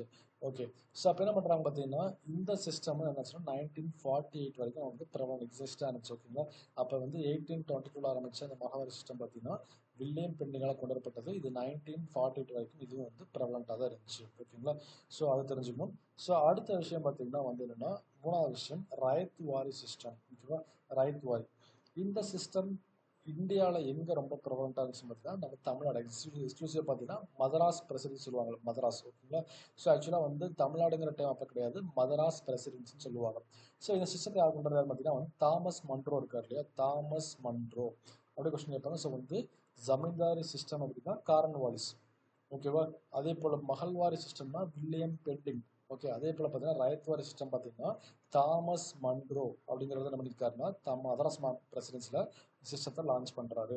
இது வேற எங்கெல்லாம் இருந்திருக்கு இந்தியாவில்? ஸோ தமிழ்நாடு, மகாராஷ்டிரா, குஜராத், அஸ்ஸாம், கூர்க் இந்த மாதிரி நிறைய இடத்துல வந்து இது லான்ச் ஆயிருந்துச்சு. நம்ம தெளிவாக தெரிஞ்சுக்க, தமிழ்நாட்டில் வந்து ரொம்பவே ப்ரவலண்ட்டாக இருந்த சிஸ்டம் பார்த்தீங்கன்னா நம்மளுடைய ரயத்வாரி சிஸ்டம்ங்கிறது. இங்கே என்ன பண்ணுவாங்க பார்த்தீங்கன்னா, ஸோ இந்த பிரிட்டிஷ் கவர்மெண்ட் இருக்காங்க இல்லையா, அப்படி நம்ம நினைப்பாங்க ஃபுல்லாக கொடுத்துருப்பாங்க. இந்த இமேஜ் பாருங்களேன். ஜமீன்தார் சிஸ்டத்தில் 3 டயர் இருக்கு. அதாவது டாப் மோஸ்ட்ல யார் இருக்கா? பிரிட்டிஷ் கவர்மெண்ட் இருக்காங்க. மீடியேட்டரா ஜமீன்தார் இருக்காங்க. அதுக்கு பாட்டம்ல யார் இருக்காங்க? பீசன்ட் இருக்காங்க. இப்போ என்ன பண்ணாங்க ஜமீன்தார்ஸு? ஸோ பீசன்ட் அதாவது ஃபார்மர்ஸை டேக்ஸ் போட்டு அந்த டேக்ஸில் வந்து 1/11 இவங்க எடுத்துக்கிட்டு மீதி ரிமைனிங் 10/11 வந்து பிரிட்டிஷ்க்கு கொடுத்துட்டு இருந்தாங்க. பட் இங்கே என்ன பண்ணிட்டாங்க, ஜமீன்தார்ஸ் வந்து பயங்கர டாமினேட் பண்ணதுனால சிஸ்டத்தை அபாலிஷ் பண்ண வேண்டியதாக போச்சு. அதுக்கு பதில் என்ன பண்ணாங்க, நமக்கு மகள்வாரி வந்துச்சு. ஓகே, மகள்வாரில் என்னாச்சு, இதே டயக்ராம் தான். ஸோ பிரிட்டிஷ் கவர்மெண்ட் மீடியேட்டராக யார் இருக்காங்க, அந்த மகள்வாரிங்கிற விஷயம் பார்த்தீங்கன்னா மீடியேட்டராக ஜமீன்தாருக்கு பதிலாக ஒரு குரூப் ஆஃப் பீப்புள் இருப்பாங்க, கலெக்டிவ் பாடி இருப்பாங்க. அப்புறம் விஷயம், அந்த கலெக்டிவ் பாடி தான் லேண்டை ஃபுல்லாக மக்கள்கிட்ட கொடுத்து டேக்ஸ் வசூல் பண்ணி என்ன பண்ணாங்க, கவர்மெண்ட் கொடுத்துட்டு இருந்தாங்க. இப்போ என்ன விஷயம் பார்த்தீங்கன்னா, கலெக்டிவ் பாடி என்னாச்சுன்னா போக போக வந்து நிறையா ஸோ நிறையா வந்து மிஸ்யூஸ் பண்ண ஆரம்பிச்சாங்க. ஓகேவா? ஏன்னா இந்த வில்லேஜ் அட்மினிஸ்ட்ரேஷன் பொறுத்து பார்த்தீங்கன்னா ஒரு அப்பா இருக்காருன்னா அப்பாவுக்கு அப்புறம் அந்த பையன், பையனுக்கு அப்புறம் பேரன்னு சொல்லி இருக்கும். ஒரே மோனோட்டமஸாக பார்த்தீங்கன்னா வந்து அந்த ரூலிங் இருக்கும் எப்பவுமே. ஓகேங்களா? அப்படியே வில்லேஜில் போயிட்டு இருந்துச்சு. அப்போ என்ன பண்ணுறாங்க, இங்கேயும் நிறையா வந்து மிஸ்யூஸ் பண்ண ஆரம்பிச்சாங்க மகள்வாரிலையும். அப்போ என்ன பண்ணிட்டாங்கன்னா சிஸ்டத்தில் 3 டயர் இருக்கு இல்லையா, அப்படியே அபாலிஷ் பண்ணிட்டாங்க. என்ன பண்ணுறாங்க, பிரிட்டிஷ் கவர்மெண்ட் டைரெக்டாக என்ன பண்ணுறாங்க, ஆஃபீஸர்ஸ் நியமிச்சு அதை பீசன்ட் டேக்ஸ் வசூல் பண்ண ஆரம்பிச்சாங்க. அப்போ இங்கே 3 டயர் தெரியுது இல்லையா, அது 3 டயர் என்னாச்சு 2 டயராக மாறிச்சு. எப்படின்னா பிரிட்டிஷ் கவர்மெண்ட் டைரெக்டாக என்ன பண்ணுறாங்க, ஆஃபீஸர்ஸை வந்து பீசன்ட்டு டேக்ஸ் வசூல் பண்ண ஆரம்பிச்சாங்க. சரிங்களா? அப்படிப்பட்ட சிஸ்டம் தான் பார்த்தீங்கன்னா வந்து ராயத்வாரி சிஸ்டம். ரொம்பவே அல்டிமேட்டாக இருந்துச்சு. அப்புறம் நம்மளோட டைரெக்டாக பிரிட்டிஷ் கவர்மெண்ட்டுக்கும் ஃபார்மர்ஸ்க்கு ஒரு லிங்க் கிரியேட் ஆச்சு. ஓகேவா? ஃபார்மர்ஸ்க்கு என்ன விஷயம்னு சொல்லி டேரெக்டாக கவர்மெண்ட் தெரிய ஆரம்பிச்சது. ஓகேங்களா? ஆஃபீஸர்ஸ் ப்ராப்பராக என்ன பண்ணாங்க, ஸோ டேக்ஸ் வசூல் பண்ண ஆரம்பிச்சாங்க. அப்போ இந்த ராயத்வாரி சிஸ்டம் பார்த்தீங்கன்னா ரொம்பவே எக்ஸலண்ட்டாக போச்சு. இதை லான்ச் பண்ணது யாருன்னு பார்த்தீங்கன்னா தாமஸ் மன்ரோ. ஓகேவா? இதில் எனக்கு தெரிஞ்ச ஒரு விஷயம் பார்த்தீங்கன்னா வந்து இங்கே என்ன கொஸ்டின் கேட்பாங்கன்னா, ராயத்வாரி சிஸ்டத்தோடைய அந்த லேண்ட் ஓனர்ஷிப் யாருன்னு கேட்பாங்க. யாருன்னு பார்த்தீங்கன்னா வந்து டில்லர்ஸ். டில்லர்ஸ் மீன்ஸ் யாருன்னா ஃபார்மர்ஸ், டைரெக்டாக ஃபார்மர் இருக்காங்க இல்லையா, அவங்க தான் பார்த்தீங்கன்னா வந்து இதனுடைய ஓனர்ஷிப்பாக இருந்தாங்க. அப்படியே ரொம்ப எக்ஸலண்ட்டான சிஸ்டம் ஆக்சுவலாக அது. ஓகேங்களா? ஸோ இப்போ இருக்கிற அளவுக்கு கிடையாது, பட் அந்த 3 சிஸ்டத்தில், தட் மீன்ஸ் ஜமீன்தாரி, மகள்வாரி, ராயத்வாரி, அந்த 3 சிஸ்டத்தில் பார்த்தீங்கன்னா ஒரு எக்ஸலண்ட்டான சிஸ்டம் தான் வந்து இந்த ராயத்வாரி சிஸ்டம் தான். பிகாஸ் என்ன பண்ணுறாங்க, லேண்ட் ஓனர்ஷிப் வந்து ஃபார்மர்ஸே கொடுத்துட்றாங்க. ஓகே, தமிழில் ஒரு வார்த்தை சொல்லுவாங்க எப்படின்னா, உழுபவனுக்கே நிலம் சொந்தம்னு சொல்லுவாங்க. ஓகேங்களா? இப்போ யார் உண்மையாக டைரெக்டாக ஃபீல்டில் ஒர்க் பண்ணுறோன்னா அவனுக்கு தான் லேண்டு சொந்தம். ஓகேவா? அப்படி சொல்கிற கான்செப்ட் பார்த்தீங்கன்னா ராயத்வாரி சிஸ்டம்ங்கிறது. ஸோ அப்போ என்ன விஷயம் பார்த்தீங்கன்னா, it makes the direct relationship between the owners of the land, that means இந்த ஃபார்மர்ஸ்க்கும் பிரிட்டிஷ் கம்பெனினாச்சும் ஒரு டைரக்ட் ரிலேஷன்ஷிப் கிரியேட் பண்ணி கொடுத்துச்சு. ரொம்ப எக்ஸலண்டான ஒரு சிஸ்டம் தான் இந்த விஷயம். ஓகேங்களா? அதில் தெரிஞ்சுங்க. ஸோ அப்போ இந்த டயக்ராமில் கொடுத்துருக்காங்க பாருங்க, இந்த டயக்ராமில் இருக்க கொடுத்துருக்காங்களே, இது வந்து அப்படியே மேட்ச் ஆஃப் லான்னு கேட்டிருந்தாங்க. எப்படின்னு பார்த்தீங்கன்னா, ஸோ பர்மனன்ட் செட்டில்மெண்ட் சிஸ்டம் அப்படிங்கிறது வந்து ஜமீன்தார் சிஸ்டம் முதலே பார்த்துருப்போம். ஓகேங்களா? ஸோ அதை வந்து பார்த்தீங்கன்னா எங்கெங்க ரொம்ப மோஸ்ட்டாக இருந்துச்சு பார்த்தீங்கன்னா பெங்கால், பீகார், ஒரிசா ஜமீன்தாரி சிஸ்டம். ஓகேவா? ஆக்சுவலாக பார்த்தீங்கன்னா இந்த பெங்கால், பீகார், ஒரிசாலாம் வந்து நிறையா ப்ரொட்டஸ்ட் நடந்திருக்கு அகேன்ஸ்டாக ஜமீன்தார் கிடையாது. ஓகேவா? ஃபார் எக்ஸாம்பிள் பார்த்தீங்கன்னா இண்டிகோ ரிவோல்ட்னு சொல்லுவாங்க. Indigo revolt. ஓகேங்களா? ஸோ இண்டிகோ ரிவோல்ட் என்ன விஷயம் பார்த்தீங்கன்னா வந்து பிரிட்டிஷ்காரங்க சொல்கிறாங்க அப்படின்னு சொல்லிட்டு இந்த ஜமீன்தார் என்ன பண்ணுவாங்கன்னா ஃபுல்லாகவே இண்டிகோ கிராப் மட்டும்தான். இண்டிகோ மீன்ஸ் நம்ம இது பண்ணுறதுக்காக கலரிங் ஏஜென்ட் யூஸ் பண்ணுவாங்க. கிளாத்து வந்து கலரிங் பண்ணுறதுக்கான ஏஜென்ட் தான் பார்த்தீங்கன்னா இண்டிகோ கிராப். ஓகேவா? ஸோ அப்போ என்ன பண்ணுறாங்க பார்த்தீங்கன்னா கலரிங் ஏஜென்ட்டாக யூஸ் பண்ணக்கூடிய அந்த டெக்ஸ்டைல் கிராப்ஸ் என்ன பண்ணுவாங்க பார்த்தீங்கன்னா கம்ப்ளீட்டாக ஃபாலோ பண்ண சொன்னாங்க. அதை போல விஷயம் பார்த்தீங்கன்னா எல்லாருமே இண்டிகோ கிராப்ஸ் கூட என்ன ஆகும், ஆட்டோமேட்டிக்காக வந்து ஈல்டு அதிகமாக இருக்கும், விலை வந்து குறைஞ்சி போயிடும். ஓகே, அப்போ என்னாச்சுன்னா பிரிட்டிஷ்கார வந்து நிறைய சம்பாதிச்சான். பட் மக்களுக்கு என்னாச்சு, ஃபுட் கிராப்பும் கல்டிவேட் பண்ண முடியல. ஈவன் தான் அவங்க கல்டிவேட் பண்ண அந்த இண்டிகோ கிராப்புக்கும் ப்ரைஸ் கிடைக்கல. ஓகே, அப்படின்னா பயங்கர சஃபர் ஆனாங்க. பட் என்ன பண்ணுறாங்க, ஜமீன்தார்ஸ் ஃபுல்லாகவே மக்கள்கிட்ட அடிச்சு பிடிச்சி என்ன பண்ணுறாங்க பார்த்தீங்கன்னா நிறைய டேக்ஸ் வசூல் பண்ண ஆரம்பிச்சாங்க. அப்போ வந்து இந்த பர்மனன்ட் செக்ஸஸ் எதிராக வந்து நிறைய ரிவோல்ட் நடந்திருக்கு. ஓகேங்களா? அது தெரிஞ்சுங்க. அப்புறம் பர்மனன்ட் சிட்டிசன் சிஸ்டம் எங்கே ரொம்ப எக்ஸிஸ்டாக இருந்துச்சுன்னு பார்த்தீங்கன்னா பெங்கால், பீகார், ஒரிசா ரொம்ப எக்ஸிஸ்டன்ஸாக இருந்துச்சு. அதே போல் மகள்வாரி ஆல்ரெடி பார்த்ததான் பஞ்சாப், உத்தரப்பிரதேசில் ரொம்ப எக்ஸிஸ்டன்ஸாக இருந்துச்சு. மத்திய பிரதேஷ்லையும் கொஞ்சம் இருந்துச்சு. அடுத்து பார்த்தீங்கன்னா நம்மளுடைய ராய்த்தோர் சிஸ்டம் இருக்கு இல்லையா, தமிழ்நாடு ஃபுல்லாக சவுத் ஃபுல்லாக பெரும்பாலும் இருந்த விஷயம் பார்த்தீங்கன்னா வந்து ராய்த்தோர் சிஸ்டம் தான். எக்ஸ்க்ளூசிவாக பார்த்தீங்கன்னா மதராஸ் பிரசிடென்சி லான்ச் பண்ணது யார் பார்த்தீங்கன்னா தாமஸ் மட்டும் லான்ச் பண்ணியிருந்தாரு. ஓகேங்களா, இந்த டயக்ராம் தெளிவாக தெரிஞ்சுங்க, அப்படியே கொஸ்டின்ஸ் கேட்பாங்க. ஓகேவா, ஸோ இது பேசிக்கான விஷயம். ஸோ ஜமீன்தாரி, மகள்வாரி, தென் அதுக்கப்புறம் ராய்த்தாரி வந்துச்சு. இந்த 3 சிஸ்டம் என்ன பண்ணிட்டாங்கன்னா 1947 அப்புறம் வந்து அபாலிஷ் பண்ண ஆரம்பிச்சிட்டாங்க. ஓகேங்களா, பிகாஸ் பார்த்தீங்கன்னா இந்த 3 சிஸ்டம் எப்படி இருந்துச்சு, பிரிட்டிஷ் கவர்மெண்ட் மூலமாக லான்ச் பண்ணப்பட்டது. அதே போல விஷயம் பார்த்தீங்கன்னா இதில் ப்ராப்பராக ஃபார்மர்ஸ்க்கான ரைட்ஸ் கிடைக்கவே இல்லை. யோசிச்சு பாருங்களேன், ஏன் லேண்டு, ஓகேவா, ஏன் லேண்ட் என்ன பண்ணுறேன் நான் கல்டிவேட் பண்ணுறேன், பட் என்ன பண்ணுவேன் நான் பிரிட்டிஷ் கவர்மெண்ட்டுக்கு மோர் நம்பர் ஆஃப் டேக்ஸ் கொடுக்க வேண்டியதாக இருந்துச்சு. நம்ம இப்பவும் டேக்ஸ் பே பண்ணுறோம், பட் இப்போ நம்ம பே பண்ண டேக்ஸ் வந்து கொஞ்சம் ஃபீஸிபிளாக இருக்குது, ரீசனபிளாக இருக்குது. பட் என்ன பண்ணுறாங்க அந்த சமயத்தில், ஸோ நான் 11 கேஜி ப்ரொடியூஸ் பண்ணுறேன்னா 10 கேஜி டேக்ஸாக கட்டணும். ஓகே, அப்படி இருந்துச்சு ஒரு காலத்தில். ஓகேவா, ஸோ என்ன பண்ணுறாங்க, மக்கள் ஃபுல்லாக இந்த டேக்ஸ் சிஸ்டத்தில் வந்து பாதிக்கப்படுறான்னு அபாலிஷ் பண்ண ஆரம்பிச்சிட்டாங்க. ஓகே, இப்போ எதுக்காக லேண்ட் ரிஃபார்ம் கொண்டு வரோம். ஸோ லேண்ட் ரிஃபார்ம் ஆல்ரெடி பார்த்துருக்கோம். ஜமீன்தாரில் லேண்டுக்கு யார் ஓனரு, ஜமீன்தார்ஸ். ஓகேவா, மகள்வாரில் லேண்டுக்கு யார் ஓனரு, அதை கம்யூனிட்டி பாடி. அது போல பார்த்தீங்கன்னா ரைத்துவாரில் ஓனர் யாருன்னா டேரெக்டாக ஃபார்மர்ஸ் தான் ஓனராக இருந்தாங்க. இப்போ இந்த லேண்ட் ரிஃபார்ம் என்னாச்சுன்னா, இந்த லேண்ட் ரிஃபார்ம் வந்த காரணத்தினால தான் என்னாச்சு, நம்ம எல்லாத்துக்கும் வந்து லேண்டு கிடச்சிருக்கு. இப்போ நம்ம எல்லாருக்கும் அட்லீஸ்ட் 1 சென்ட் 2 சென்ட் லேண்ட் வச்சிருக்கோம். காரணம் என்ன, இந்த லேண்ட் ரிஃபார்ம் சிஸ்டம் தான். ஓகேவா, அப்புறம் சொல்ல பாருங்க, இந்த ஆப்ஜெக்டிவ் எப்படி கேட்பாங்க தெரிஞ்சுங்க. So changing the problems of a land holding and providing the land என்ன பண்ணுறாங்க, சில கம்யூனிட்டி மட்டுமே தெரியும், சோ கால்டு அப்பர் கம்யூனிட்டி, அவங்ககிட்ட மட்டும் லேண்ட் இருந்துச்சு இல்லையா, அதை என்ன பண்ணிட்டாங்க பிரிச்சு எல்லா மக்களும் கொடுக்குறது ஒரு ஒன் ஆஃப் த ரிஃபார்மாக இருந்துச்சு. ரெண்டாவது விஷயம் பார்த்தீங்கன்னா சொல்றாங்க removal of land exploitation, economic imbalance and social injustice. Already சொன்ன விஷயம் தான். ஒருத்தர் லேண்ட் இருக்குங்கிற ஒரே காரணத்தினால பார்த்தீங்கன்னா பெரிய பணக்காரனா இருக்கான், எந்த வேலையும் செய்யறதே இல்லை. முத்து படத்துல அந்த ஹீரோ இருப்பார்ல கூட அவர் மாதிரி. ஓகேவா, இன்னொருத்தர் என்ன பண்றான், லேண்ட் இல்லைங்கிற ஒரே காரணத்தினால வந்து காலம் ஃபுல்லா அடிமையா இருக்கான். ஓகேங்களா, நிறைய படம் பாருங்க, இந்த மாதிரி நிறைய பேஸ் பண்ணி வேணாம் வந்துருக்கு, லேண்டை பேஸ் பண்ணி நிறைய படம் இருக்கு. அப்போ விஷயம் பார்த்தீங்கன்னா வந்து லேபர் எக்ஸ்ப்ளாய்டேஷன் அதே மாதிரி தான். ஓகேவா, இப்போ லேண்ட் இருக்கு, பணக்காரனா இருக்கான், லேண்ட் இல்லைங்கிற என்ன பண்றான், மக்களை ஃபுல்லாக டார்ச்சர் பண்ணி என்ன பண்றான் பார்த்தீங்கன்னா வந்து ஸோ அடிமையை வேலை வாங்குறான்னு வச்சுக்கோங்களேன். இந்த ஒரு எக்ஸ்பெக்டேஷன் பண்ணணும், கண்டிப்பாக அவாய்ட் பண்ணுறதுக்காகவும் லேண்ட் ரிஃபார்ம் கொண்டு வந்தாங்க. அடுத்த விஷயம், so increasing the agriculture production by scientific approach, ரொம்ப முக்கியமான விஷயம் தான். இப்போ யோசிச்சு பார்த்தீங்கன்னா ஒரு லேண்ட் ஆர்டர் இருக்கான்னா, ஸோ அவன் வந்து எந்த ஒரு சயின்டிஃபிக் அப்ரோச்சும் ஒத்துக்கவே மாட்டாங்க. நீ இப்போ சொல்லி பாருங்க, இந்த மாதிரி கெமிக்கல் ஃபெர்டிலைசர் அப்ளை பண்ணா இல்லீகல் வைக்கணும், ஏற்றுக்க மாட்டான். ஏன்னா அவனுக்கு கீழே வேலை செய்யறதுக்கு 1000 லேபர் இருக்காங்க. அவன் நினைப்பான் அந்த லேபர்ஸ் அடிமையாக வேலை வச்சு என்ன பண்ணிடலாம், நம்ம இந்த ஈல்டு எடுத்துலாம் நினைப்பான். டிராக்டர் பற்றி சொன்னால் ஏற்றுக்க மாட்டான், பிகாஸ் எனக்கு வேலை செய்யறதுக்கு 1000 பேர் இருக்கா. அடிச்சு பார்த்தீங்கன்னா வந்து சயின்டிஃபிக் அப்ரோச் ஏற்றுக்கவே மாட்டாங்க. அதனால என்ன பண்ணுறாங்க, ஸோ லேண்ட் ரிஃபார்ம் பண்ண ட்ரை பண்ணாங்க. அதே போல் பார்த்தீங்கன்னா வந்து ஃபார்மிங் த socialistic approach. So social approach விஷயம் பார்த்தீங்கன்னா so all for each all ஆகுற மாதிரி தான். அது ஆக்சுவலாக கோஆபரேட்டோட பிரின்சிபல். அப்புறம் விஷயம் எல்லா ரிசோர்ஸும் எல்லாருக்கும் ஸ்ப்ரெட் ஆகணும் அப்படிங்கிறத பார்த்தீங்கன்னா சோசியலிஸ்டிக் அப்ரோச்னு சொல்லுவாங்க. சோவியத் ரஷ்யா இருக்கு இல்லையா, கம்யூனிசம் கண்ட்ரிஸ் இருக்காங்க, சைனாலலாம் பார்த்தீங்கன்னா வந்து சோசியலிஸ்டிக் அப்ரோச் ஃபாலோ பண்ணுறதுன்னு சொன்னா all the resources should be shared among all the people. அதை கொண்டு என்ன பண்ணுறாங்கன்னா வந்து லேண்ட் ரிஃபார்ம் கொண்டு வராங்க. அதே போல விஷயம் distributing the land by fixing the land ceiling. Okay, for example பார்த்தீங்கன்னா ஸோ லேண்ட் சீலிங் ஃபிக்ஸ் பண்ணுறாங்க. ஒரு காலத்தில் என்ன சொல்லுவாங்கன்னா 18 பட்டிக்கும் இவர் தான் அதிபர்னு சொல்லுவாங்க. 18 பட்டிக்கு நாட்டை அமைப்பாங்க. யோசிச்சு பாருங்க, 18 பட்டினா 18 கிராமத்துக்கு அவன் தான் தலைவன். ஓகேவா, அப்படி இருந்துச்சு. சில பேர் சொன்னாங்க சொல்லுவாங்கன்னா 200 ஏக்கர் லேண்ட் இருக்கு, 300 ஏக்கர் லேண்ட் இருக்குன்னு சொல்லுவாங்க. அப்போ ஒருத்தன்ட்டு 200 ஏக்கர் இருக்குன்னா மற்றவங்க என்ன பண்ணுவாங்க, அந்த கிராமத்தில் கிடைக்காது. அப்படி என்ன பண்றாங்க பார்த்தீங்கன்னா அந்த விஷயத்த வந்து லேண்ட் சீலிங் பண்றாங்க. அதாவது ஒரு ஃபேமிலிக்கு 50 ஏக்கர் தான் அப்படின்னு ஃபிக்ஸ் பண்ணாங்க. ஓகே, அந்த மாதிரி பார்த்தீங்கன்னா வந்து நிறைய ரிஃபார்ம் பண்ண ஆரம்பிச்சாங்க. பாப்புலேஷன் அதிகமாக என்ன பண்ணாங்கன்னா லேண்ட் சீலிங் வந்து குறைச்சிட்டே வந்தாங்க. ஓகே, அப்புறம் பண்ணுறாங்கன்னா லேண்ட் சீலிங் ஃபிக்ஸ் பண்ண ஆரம்பிச்சாங்க. அதுக்கு நமக்கு லேண்ட் ரிஃபார்ம் பண்ணாங்க. அதே போல் அபாலிஷன் ஆஃப் இன்டர்மீடியரிஸ். முதல்ல பார்த்தோம்னா ஜமீன்தார் சிஸ்டத்தில் பிரிட்டிஷ் கவர்மெண்ட்டுக்கும் பீசண்ட் இடையில வந்து ஜமீன்தார் இருந்தாங்க. அதே போல மகள்வாரில் பார்த்தீங்கன்னா பிரிட்டிஷ் கவர்மெண்ட்டுக்கும் பீசண்ட் இடையில பார்த்தீங்கன்னா யார் இருக்காங்க, கம்யூனிட்டி பாடி இருந்தாங்க. அந்த இன்டர்மீடியட்ஸ்ல அபாலிஷ் பண்ணுறதுக்கு என்ன பண்ணுறாங்க, இந்த லேண்ட் ரிஃபார்ம்ஸ் தேவைப்பட்டிருக்கு. ஓகேங்களா, ஜஸ்ட் ஒரு கோத்ரூ பண்ணாலே போதும், கண்டிப்பாக சில பாயிண்ட்ஸ் வந்து நம்ம கேதர் பண்ணி எழுதிட முடியும். ஓகேவா, ஃபைன். அப்போ நமக்கு என்ன தெரியுது, பிஃபோர் டிபெண்டன்ஸ்ல வந்து ஜமீன்தாரி கிவன் பை காரன் வாலிஸ். அதே போல மகள்வாரி அதை கொண்டது யாருன்னா வில்லியம் பெண்டிங். ரைட் வரை கொண்டு யார் பார்த்தீங்கன்னா வந்து தாமஸ் மன்ரோ. இந்த மாதிரி விஷயம் தெரிஞ்சு இப்போ என்ன பண்ணுறாங்கன்னா இண்டிபெண்டன்ஸ் வந்துருச்சு. 1947 கிராஸ் பண்ணுறோம். ஓகேவா? அப்போ என்ன பண்ணுறாங்கன்னா இந்த சிஸ்டத்தில் வந்து அபாலிஷ் பண்ணுறதுக்காக வந்து சில ஆக்ட் கொண்டு வராங்க. அப்போ ஃபர்ஸ்ட் விஷயம் என்ன? அபாலிஷன் ஆஃப் ஜமீன்தாரி ஆக்ட் எப்போ வருதுன்னா 1948 வந்து நோட் பண்ணிங்க. ஓகேவா? Abolition of zamindari act throughout India போகுதுன்னா 1948 வந்துருச்சு. ஓகேவா?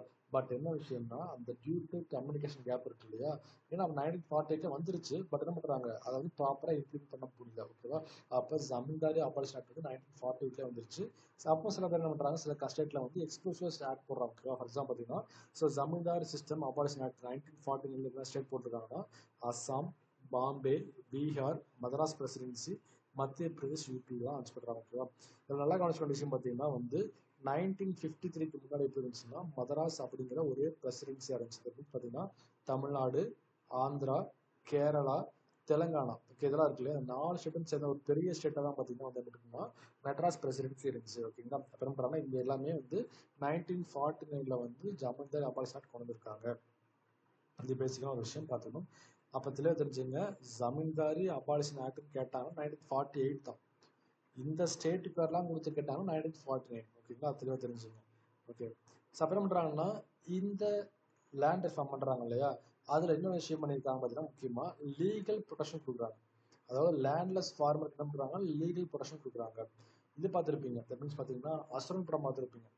அசுரன் படத்தில் பார்த்தீங்கன்னா என்ன விஷயம் நடந்துச்சுன்னா, ஸோ ஃப்ளாஷ்பேக்கில் வந்து ஒரு கதை காமிப்பாங்க. தனுஷோட ஃப்ளாஷ்பேக்கில் ஒரு கதை காமிப்பாங்க. கதையில் என்ன பார்த்தீங்கன்னா ஸோ ஒரு ஓலை குடிசையை வந்து பற்ற வச்சிருவாங்க. அதாவது ஒரு ஃப்ளாஷ்பேக்கில் ஹீரோயின் குடிசைலாம் பார்த்தீங்கன்னா பற்ற வச்சு ஊரே கொளுத்தி விட்டுருவாங்க. இப்படியே கதை காமிப்பாங்க இல்லையா, அது ஆக்சுவலாக தமிழ்நாட்டில் இருந்த ஒன் ஆஃப் தி இன்சிடென்ட். எப்படின்னா டியூரிங் 1969 ஓகேவா, அண்ணா வந்து தமிழ்நாட்டுடைய சிஎம்மாக இருக்காரு.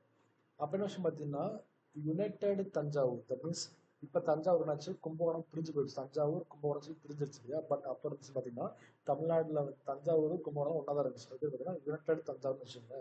அப்போ 1969 வந்து அண்ணா சிஎம்மாக இருக்காரு. அப்போ என்ன சொன்னாங்க, தஞ்சாவூரில் வந்து கீழ் வெண்மணி அப்படின்னு ஒரு ஊர் இருக்கு. கீழ் வெண்மணி. ஓகேவா? அந்த ஊரில் என்ன பண்ணுறாங்கன்னா இந்த லேண்டு லார்டு இருக்காங்க இல்லையா, அவங்ககிட்ட போய் சில பீசன்ட் வந்து கோரிக்கை வைக்கிறாங்க. ஐயா இந்த மாதிரி சம்பளம் பத்தலைங்கய்யா, சம்பளம் கொஞ்சம் எக்ஸ்ட்ரா கொடுங்கன்னு கோரிக்கை வைக்கிறாங்க. இது ஆக்சுவலாக எப்படி இருக்கணும், சாதாரண ஒரு விஷயம், லேபர் வந்து ஓட்ட கேட்குறாங்க, இவ்வளோதான் விஷயம். அது கொடுத்த முடிஞ்சா கொடுக்காட்டி வந்து விட்டுறலாம். பட் இது எப்படி மாறிடுச்சுன்னா கம்யூனிட்டியாக மாறிடுச்சு. எப்படி பிரச்சனை பார்த்தீங்கன்னா லேண்ட் லார்டு ஃபுல்லாகவே ஒரு top most community, dominant community. ஓகேவா? அதே போல் பார்த்தீங்கன்னா வந்து இந்த ஒர்க்கர்ஸ் இருக்காங்களே, பீசன்ட் இருக்காங்க இல்லையா, அந்த ஃபார்மர்ஸ் ஃபுல்லாக பார்த்தீங்கன்னா சோ கால்டு ஷெட்யூல்டு கம்யூனிட்டி. இப்போ என்ன ஆச்சு பார்த்தீங்கன்னா, ஓ ஷெட்யூல்டு கம்யூனிட்டி பீப்புள் ஃபுல்லாக என்ன பண்ணுறீங்க, எங்கள் டாப் மோஸ்ட் கம்யூனிட்டி வந்து கொஸ்டின் ரைஸ் பண்ண ஆரம்பிச்சிட்டீங்க நீங்கள் அப்படிங்கிற மாதிரி என்ன ஆச்சு பார்த்தீங்கன்னா கம்யூனிட்டி ரிவோல்ட்டாக மாறிடுச்சு.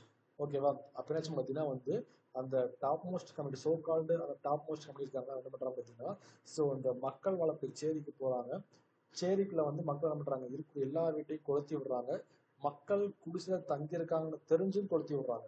ஒரு குடிசையில் பார்த்தீங்கன்னா மக்கள் என்ன பண்ணுறாங்க, உசுருக்கு பயந்து வந்து உள்ள பதுங்கிடுறாங்க. தெரிஞ்ச என்ன பண்ணுறாங்க, கொளுத்தி விடுறாங்க. சின்ன சின்ன குழந்தைங்க, வயசானவங்க, பெண்கள் ஃபுல்லாகவே இறந்தாங்க. ஓகேவா?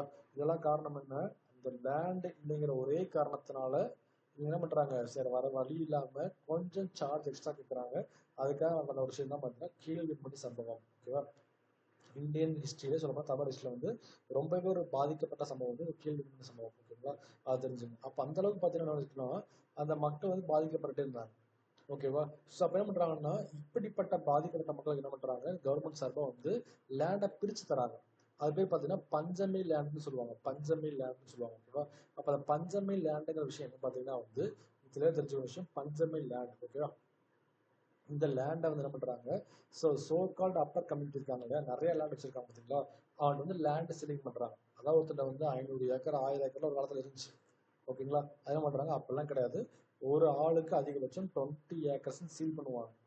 அப்புறம் பண்ணலாம், நீங்கள் 20 ஏக்கர் வச்சுக்கலாம், உங்கள் ஃபேமிலியில் அப்பா 20 ஏக்கர் வச்சுக்கலாம், இந்த அம்மா 20 ஏக்கர் வச்சுக்கலாம், வச்சுக்கலாம். ஓகேவா? அப்போ என்ன பண்ணுறாங்கன்னா ஒவ்வொரு பர்சனுக்கும் 20 ஏக்கர் சொல்லி ஸ்டார்டிங் வந்து ஃபிக்ஸ் பண்ணுறாங்கன்னு வச்சுக்கோங்க. அப்போ என்னாச்சு பார்த்தீங்கன்னா ரிமைனிங் இருக்கு இல்லையா, உங்கள்கிட்ட 500 ஏக்கர் இருக்கு, பின்னாச்சு வீட்டில் மொத்தம் 5 பேர் தான். அப்போனாச்சு 5 இன்ட்டு 20ங்கிறப்ப அவங்க மொத்தமாக உங்களுக்கு 100 ஏக்கர் தான் கொடுக்க முடியும். மீதி 400 ஏக்கர் கவர்மெண்ட் சீல் பண்ணிட்டு போயிட்டு யாருக்கெல்லாம் லேண்ட் வந்து மக்களுக்கு கொடுக்க ஆரம்பிப்பாங்க. அந்த லேண்டு பார்த்தீங்கன்னா எஸ்சி கம்யூனிட்டிலேயே இன்னொரு எக்ஸ்க்ளூசிவ் கம்யூனிட்டி இருக்காங்க. ரொம்ப ரொம்ப ரொம்ப பாதிக்கப்பட்ட கம்யூனிட்டி பார்த்தீங்கன்னா SCA அப்படிங்கிற கம்யூனிட்டி, ஷெட்யூல்டு காஸ்ட் அருந்ததியர் அப்படிங்கிற கம்யூனிட்டி. ஓகேங்களா, அந்த கம்யூனிட்டி வந்து பிரிச்சு கொடுக்க ஆரம்பிச்சாங்க. ஏன்னா ரொம்ப ரொம்ப பாதிக்கப்பட்ட கம்யூனிட்டி அவங்க. ஓகேங்களா, ஸோ இதெல்லாம் எதுக்கு தெரிஞ்சுக்கணும்னா, நீங்க வந்து ஒரு ஆஃபீஸரா மாறுறீங்க அப்படிங்கிற பட்சத்துல நீங்க ஒரு டாப் மோஸ்ட் பொசிஷன்ல இருப்பீங்க. அப்ப இதெல்லாம் வந்து டீல் பண்ண வேண்டியதா இருக்கும். ஓகே, பஞ்சமில்லாண்ட யார் ஆக்குபை பண்ணாலுமே இது பெரிய பிரச்சனை தான். இப்போ நடந்துச்சு ஒரு 2 டேஸ்க்கு முன்னாடி ஒரு இஷ்யூ. என்ன விஷயம் பார்த்தீங்கன்னா, ஸோ ஓபிஎஸ் இருக்காரு இல்லையா, பன்னீர்செல்வம் இருக்கார் இல்லையா, அவர் இந்த பஞ்சமில்லாண்ட ஆக்குபை பண்ணியிருக்காருன்னு சொல்லி ஒரு கேஸ். ஆமா, அவர் ஆக்குபை பண்ணியிருக்காருன்னு சொல்லி ஜட்மெண்ட்டும் வந்துருச்சு. ஓகேங்களா, அப்ப என்ன பண்ண போறாங்க பார்த்தீங்கன்னா, அவர் மேலே பயங்கரமா சிவில் ஆக்ஷன் எடுக்க போறாங்க. ஸோ எதுக்கு சொல்றேன் பார்த்தீங்கன்னா, பஞ்சமில்லாண்டுங்கிறது வந்து exclusive for SCA community peoples. ஓகேவா, சரி இந்த மாதிரி கொடுத்துட்றாங்க லேண்டை. பட் என்ன பண்ணுவாங்க, ஏதோ ஒரு காரணத்தால மக்கள் வந்து ஆக்கிரமிப்பு பண்ணி வாங்கிட்டு போயிடுவாங்க. ஏன்னா அந்த கம்யூனிட்டி மக்கள் பார்த்தீங்கன்னா ரொம்ப இல்லிட்ரஸியாக இருப்பாங்க, ரொம்ப இல்லிட்ரஸியாக படிப்பறிவு இல்லாமல் இருப்பாங்க இல்லையா. அப்போ என்ன பண்ணுறாங்க பார்த்தீங்கன்னா, சில லீகல் ப்ரொடெக்ஷன் தராங்க, ரைட்ஸ் ஆங்க. என்ன விஷயம்னா, எக்காரணத்தை கொண்டும் ஃபார் த 10 இயர்ஸ் என்ன பண்ண முடியாது, அந்த லேண்டை யாருமே சேல்ஸ் பண்ண முடியாது.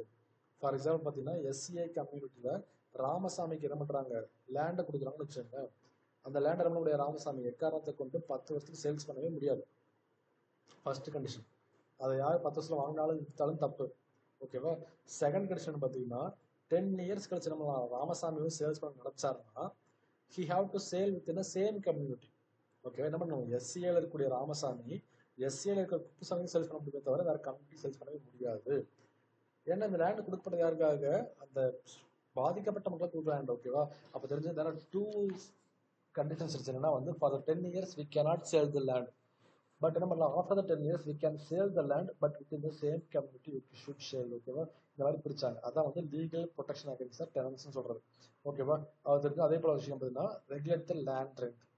பிரிட்டிஷ்காரன் என்ன பண்ணா, ஸோ டேக்ஸ் வசூல் பண்ணாங்க இல்லையா, எப்படி இருந்துச்சு ஜமீன்தாரில் 10/11 வசூல் பண்ணிட்டு போனோம். அது ரொம்ப ஹியூஜ் டேக்ஸாக இருந்துச்சு. என்ன பண்ணுறாங்க, அதெல்லாம் இல்லாமல் அந்த லேண்ட் ரெண்ட்டை வந்து ரெகுலேட் பண்ணுறாங்க. ஓகேவா, அதே போல் the land was given to the tillers, the means இந்த ஃபார்மர்ஸ்க்கு பார்த்தீங்கன்னா வந்து அல்டிமேட்டாக லேண்டை கொடுத்துருந்தாங்க. ஓகே, இது ஒரு விஷயமா இருந்துச்சு. அதே போல் பார்த்தீங்கன்னா, they want to get back the balance means பண்ணாங்க வந்து சோசியல் பேலன்ஸாக இருக்கலாம், எக்கனாமிக் பேலன்ஸாக இருக்கலாம், எல்லாத்தையும் லீகல் ரைட்ஸ் கிடச்சிருச்சு. ஓகேங்களா, அப்போ ஜமீன்தாரிய மக்கள் ஏன் மதிச்சிட்டு இருந்தாங்க, அவரோட லேண்ட் இருந்து மதிச்சிட்டு இருந்தாங்க. பட் இப்போ என்னாச்சு, எல்லாத்துக்கும் லேண்ட் எடுக்கிறனால பார்த்தீங்கன்னா எல்லாத்துக்குமே சொசைட்டியில் வந்து ஒரு டிக்னிட்டி கிடைக்க ஆரம்பிச்சிருச்சு. ஓகேங்களா, அப்போ வந்து they want to create the balance between, அந்த பேலன்ஸ் பார்த்தீங்கன்னா எக்கனாமிக் பேலன்ஸ் ஆர் வந்து சோசியல் பேலன்ஸாக இருக்கலாம். ஓகேவா, economics balance between the land lord and tenants வந்து கிடைக்க வாய்ப்பு இருந்துச்சு. ஓகேங்களா, இதெல்லாம் லேண்ட் ரிஃபார்முடைய அல்டிமேட் ஆப்ஜெக்டிவாகவும் இருக்குது. அப்புறம் சொல்றாங்க பாருங்க, சில லீகல் ரைட்ஸ் எடுத்தாங்கன்னு சொன்னோம் இல்லையா, அதுக்காக சில விஷயம் பண்ணிருக்காங்கன்னா, fixation of the land ceiling. So 1947 freedom கிடைக்குது. பட் அதுக்கு முன்னாடி என்ன பார்த்தீங்கன்னா, லேண்ட் சீலிங் பற்றி நிறைய மக்கள் பேச ஆரம்பிச்சிட்டாங்க. ஓகேவா, ஏன்னா அது ஒரு பெரிய இஷ்யூவாக இருந்துச்சு.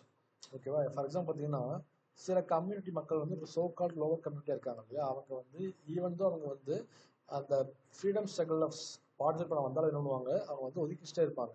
ஓகே, அவங்க வந்து பார்த்தீங்கன்னா அவாய்ட் பண்ணிட்டு இருப்பாங்க அப்பர் கம்யூனிட்டி பீப்புள். அப்போ என்ன பண்ணுறாங்க பார்த்தீங்கன்னா, ஸோ எல்லாத்துக்குமே ஈக்குவலாக லேண்டு கிடச்சா என்ன பண்ணுவாங்க, எல்லாருமே வந்து பேலன்ஸ் பண்ண முடியல. அப்போ என்ன பண்ணுறாங்க பார்த்தீங்கன்னா, 1945-46 பார்த்தீங்கன்னா அதை வந்து லேண்ட் ரிஃபார்ம் பற்றி நிறைய டாக்ஸ் போயிட்டே இருந்துச்சு. ஃபர்ஸ்ட் என்ன பண்ணுறாங்க பார்த்தீங்கன்னா, 1946 ஆல் இண்டியா கிசான் சபா அவங்க என்ன பண்ணுறாங்க, சஜஸ்ட் பண்ணுறாங்க.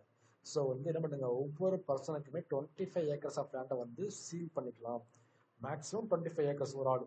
ஓகேவா, அப்படி என்ன பண்ணுறாங்க, ரெக்கமெண்ட் பண்ணுறாங்க. இது ஆக்சுவலாக வந்து கவர்மெண்ட் கம்யூனிட்டி கிடையாது, ஜஸ்ட் வந்து ஒரு ரெக்கமெண்டேஷன் தான் ஆக்சுவலாக. ஓகேவா, அப்போ தெரிஞ்சுங்க வந்து 1946 ஆல் இண்டியா கிசான் சபை பண்ணியிருக்காங்கன்னா, ஒவ்வொரு ஹியூமனுக்கும் ஒவ்வொரு செக்ஷன் ஆஃப் இந்தியாவுக்கு என்ன பண்ணுங்க 25 ஏக்கர்ஸ் லேண்டை வந்து அதிகபட்சமாக சீல் பண்ணுங்க சொல்லி ரெக்கமெண்ட் பண்ணுறாங்க. ஓகேவா, அதுக்கப்புறம் பார்த்தீங்கன்னா 1949 வந்து அக்ரிகல்ச்சுரல் ரிஃபார்ம் கமிட்டி கிரியேட் ஆச்சு. அதுக்கு ஹெட் யார் பார்த்தீங்கன்னா JC குமாரப்பா. அவர் என்ன பார்த்தீங்கன்னா, ஸோ இந்த லேண்ட் ரிஃபார்மோட ஒட்டுமொத்த இன்சார்ஜாக இருக்கார். அப்படியே கொஸ்டின் கேட்பாங்க. So during 1949 agriculture reform committee head யார் பார்த்தீங்கன்னா JC குமாரப்பா. ஓகேவா, ஸோ அதுக்கப்புறம் ஆச்சுன்னா 1951 56 வரைக்கும். ஓகேங்களா, ஸோ 1951-56 வந்து ஃபர்ஸ்ட் 5 இயர் பிளான். ஓகே, அப்போ ஃபர்ஸ்ட் 5 பிளான் பார்த்தீங்கன்னா அக்ரிகல்ச்சர் ஃபோக்கஸ் பண்ணுச்சு. ஓகேவா, அப்போ அக்ரிகல்ச்சர் ஃபோக்கஸ் பண்ணதுங்கிற என்ன பண்ணணும், ஈவன் இந்த லேண்டில் இருந்து நம்ம டார்கெட் பண்ணணும். ஓகே, அப்புறம் பண்ணுறாங்கன்னா 1951-56 வந்து லேண்ட் சீலிங் வந்து ஃபிக்ஸ் பண்ண ஆரம்பிக்கிறாங்க. ஓகே, மோஸ்ட் ஆஃப் த ஸ்டேட்டில் வந்து லேண்ட் சீலிங் ஃபிக்ஸ் பண்ண ஆரம்பிக்கிறாங்க. ஓகேவா, because of based on the population பார்த்தீங்கன்னா டிஃப்ரெண்ட் ஸ்டேட்டில் லேண்ட் சீலிங் வேரி ஆகும். ஓகேவா, அது தெரிஞ்சது. ஸோ ஃபர்ஸ்ட் 5 பிளான் வந்து இது ஒவ்வொரு ஸ்டேட்லையும் இம்ப்ளிமெண்ட் பண்ண ஆரம்பிக்கிறாங்க. அடுத்த விஷயம் பார்த்தீங்கன்னா வந்து இந்த லேண்ட் செல்லிங்கை பற்றி நிறைய ஸ்டேட்ல இம்ப்ளிமெண்ட் பண்ண ஆரம்பிச்சு 1962 என்ன பார்த்தீங்கன்னா மோஸ்ட் ஆஃப் ஸ்டேட்ல வந்து அலாட் பண்ண ஆரம்பிச்சிட்டாங்க. ஓகேவா? அதில் ஃபர்ஸ்ட் 3 பாயிண்ட் தெரிஞ்சுங்க. 1946 வந்து ஆல் இண்டியா கிசான் சபா 25 ஏக்கர்ஸ். ஸோ 1939 வந்து அக்ரிகல்ச்சர் ரிஃபார்ம் கமிட்டி ஜேசி குமாரப்பா. 1956 பார்த்தீங்கன்னா first final plan based on agriculture. அப்போ வந்து மோஸ்ட் ஆஃப் ஸ்டேட் என்ன பண்ணுறாங்க, இனிஷியேட் பண்ண ஆரம்பிச்சிட்டாங்க. இது ஒரு முக்கியமான விஷயம். அப்போ என்ன பண்ணுறாங்க, இது ஒரு விஷயம் பார்த்தீங்கன்னா லேண்டை பிரித்து கொடுத்துட்டாங்க. ஓகேவா? பட் என்னாச்சு, ஒவ்வொருத்தருக்கும் 1 ஏக்கர் 2 ஏக்கர் பாதி ஏக்கர் தான் கிடைக்குது பேஸ்ட் ஆன் பாப்புலேஷன் ஒரு சிட்டியை பொறுத்து. ஓகேங்களா? அப்போ என்ன பார்த்தீங்கன்னா இந்த 1 ஏக்கர்ல என்னால் விவசாயம் பண்ண முடியல. நான் வந்து ஒரு கம்யூனிட்டியில் இருக்கேன். எனக்கு ராமசாமிக்கு என்ன பண்ணிட்டாங்கன்னா வந்து 1 ஏக்கர் ஆஃப் லேண்ட் கொடுத்துட்டாங்க. நியர்பை குப்புசாமிக்கு என்ன பண்ணிட்டாங்க 1 ஏக்கர் ஆஃப் லேண்ட் கொடுத்துட்டாங்க. பட் என்ன பண்ண முடியலனால இந்த 1 ஏக்கர் ஆஃப் லேண்டுக்கு டிராக்டர் வாங்க முடியாது. 1 ஏக்கர் ஆஃப் லேண்டுக்கு ஃபெர்டிலைசர் போடுறதுக்கு வந்து 2 கவு வாங்க முடியாது. ஓகேங்களா? ஏன்னா ஸ்மால் ஹோல்டிங்கா இருக்கு. அதனால அந்த 1 ஏக்கர் வச்சு என்னால பார்த்தீங்கன்னா எதுவும் பண்ண முடியாது. ஓகேங்களா? அப்ப என்ன பண்றாங்கன்னா இப்பதான் கோஆபரேட்டிவ் ஃபார்மிங் கான்செப்டை இம்ப்ளிமெண்ட் பண்ண ஆரம்பிக்கிறாங்க. என்ன அர்த்தம் கோஆபரேட்டிவ் ஃபார்மிங்னா all for each each for all அப்படின்ற மக்கள் ஃபுல்லாக மியூச்சுவலாக ஜாயின் பண்ண ஆரம்பிக்கிறாங்க. ஒரு கம்யூனிட்டி ஃப்ரேம் பண்ண ஆரம்பிக்கிறாங்க. அப்போ என்ன பண்ணலாம், ஸோ ராமசாமி நான் 1 ஏக்கரு, குப்புசாமி 1 ஏக்கரு, ஓகேவா? அதே போல மயில்சாமி 1 ஏக்கர். அப்புறம் பண்ணலாம் 3 பேரோட லேண்டு சேர்ந்தா 3 ஏக்கர் ஆச்சு. அப்புறம் பண்ணலாம் என்கிட்ட வந்து லேண்ட் இருக்கு, வந்து எக்ஸ்பர்டைஸ் வந்து ஷேர் பண்ண ஒருத்தர் ஃபினான்ஸ் ஷேர் பண்ணுற அப்படின்னு வச்சு 3 பேரும் மியூச்சுவலாக வந்து விவசாயம் பண்ண ஆரம்பிப்போம். ஓகே அப்படின்னாச்சுன்னா ஸோ அது பேர் கன்சாலிடேஷன் ஆஃப் ஹோல்டிங் சொல்லுவாங்க. அப்படின்றாங்க எல்லா ஃபார்மர்ஸ் சேர்ந்து என்ன பண்றாங்க, லேண்டை ஃபுல்லாவே வந்து ஸோ ஓனர்ஷிப் அவங்க தான். தெளிவாக கவனிச்சுங்க, கோஆபரேட்டிவ் ஃபார்மிங்கை பொறுத்த வரைக்கும் ஓனர்ஷிப் வந்து லேண்ட் ஓனர்ஸ் தான். பட் ஆப்ரேஷன்ஷிப் பார்த்தீங்கன்னா வந்து எப்படின்னா வந்து ஒவ்வொருத்தரும் டேக் பண்ண எடுத்துக்குவாங்க. ஓகே, ஃபார் எக்ஸாம்பிள் என்ன பண்ணுவேன், ஸோ எனக்கு வந்து சோவிங்னால எக்ஸ்பீரியன்ஸ் இருக்குன்னா நான் 3 ஏக்கர் நான் சோவிங் பண்ணுவேன்.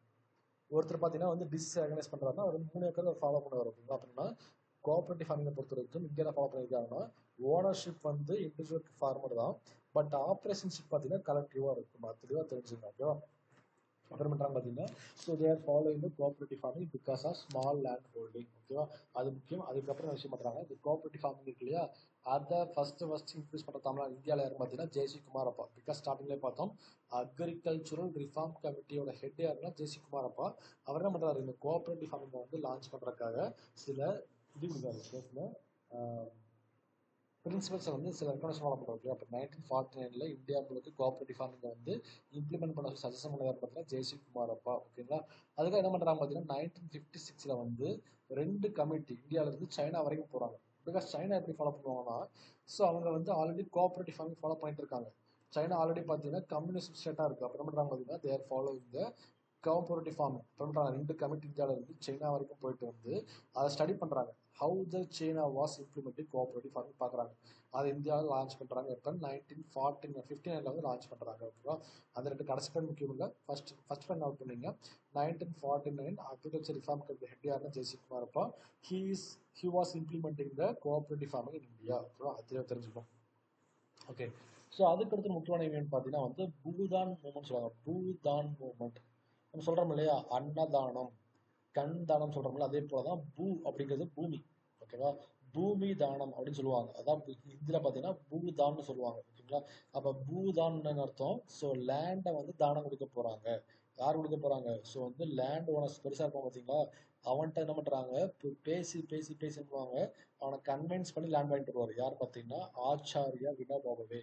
ஃபர்ஸ்ட் இமேஜ் இருக்குல்ல அவர் தான். அவர் என்ன பண்ணுறாரு, so Acharya Vinoba Bhave initiate the movement of Bhoodan movement. அவர் என்ன பண்ணுறாருன்னு பார்த்தீங்கன்னா இதுக்காகவே வந்து ஆல் இண்டியா சர்வோதயா சமாஜ் அப்படிங்கிற பேர்ல ஒரு இயக்கத்தை ஆரம்பிச்சார். ஓகேவா? அவர் என்ன பண்ணுறாரு பார்த்தீங்கன்னா பெரிய பெரிய லேண்ட்லாட் இருக்காங்களே போய் பார்க்குறாரு, பேசுறாரு.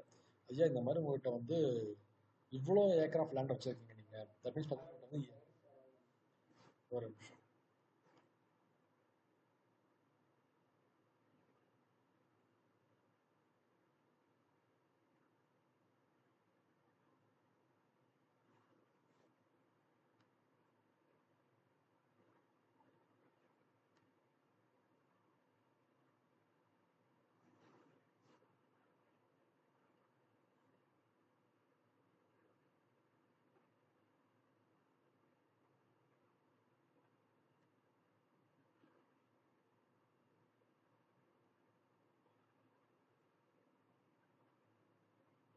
பேசுறாருங்களா?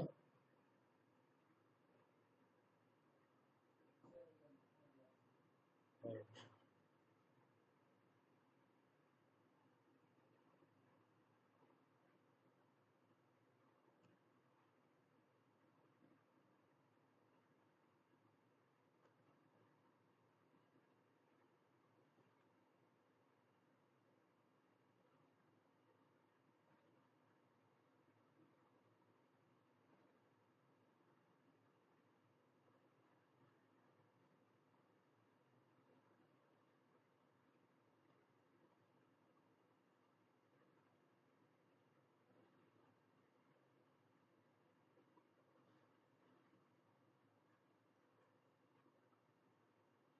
இப்போ விசிபிளாக இருக்குங்களா?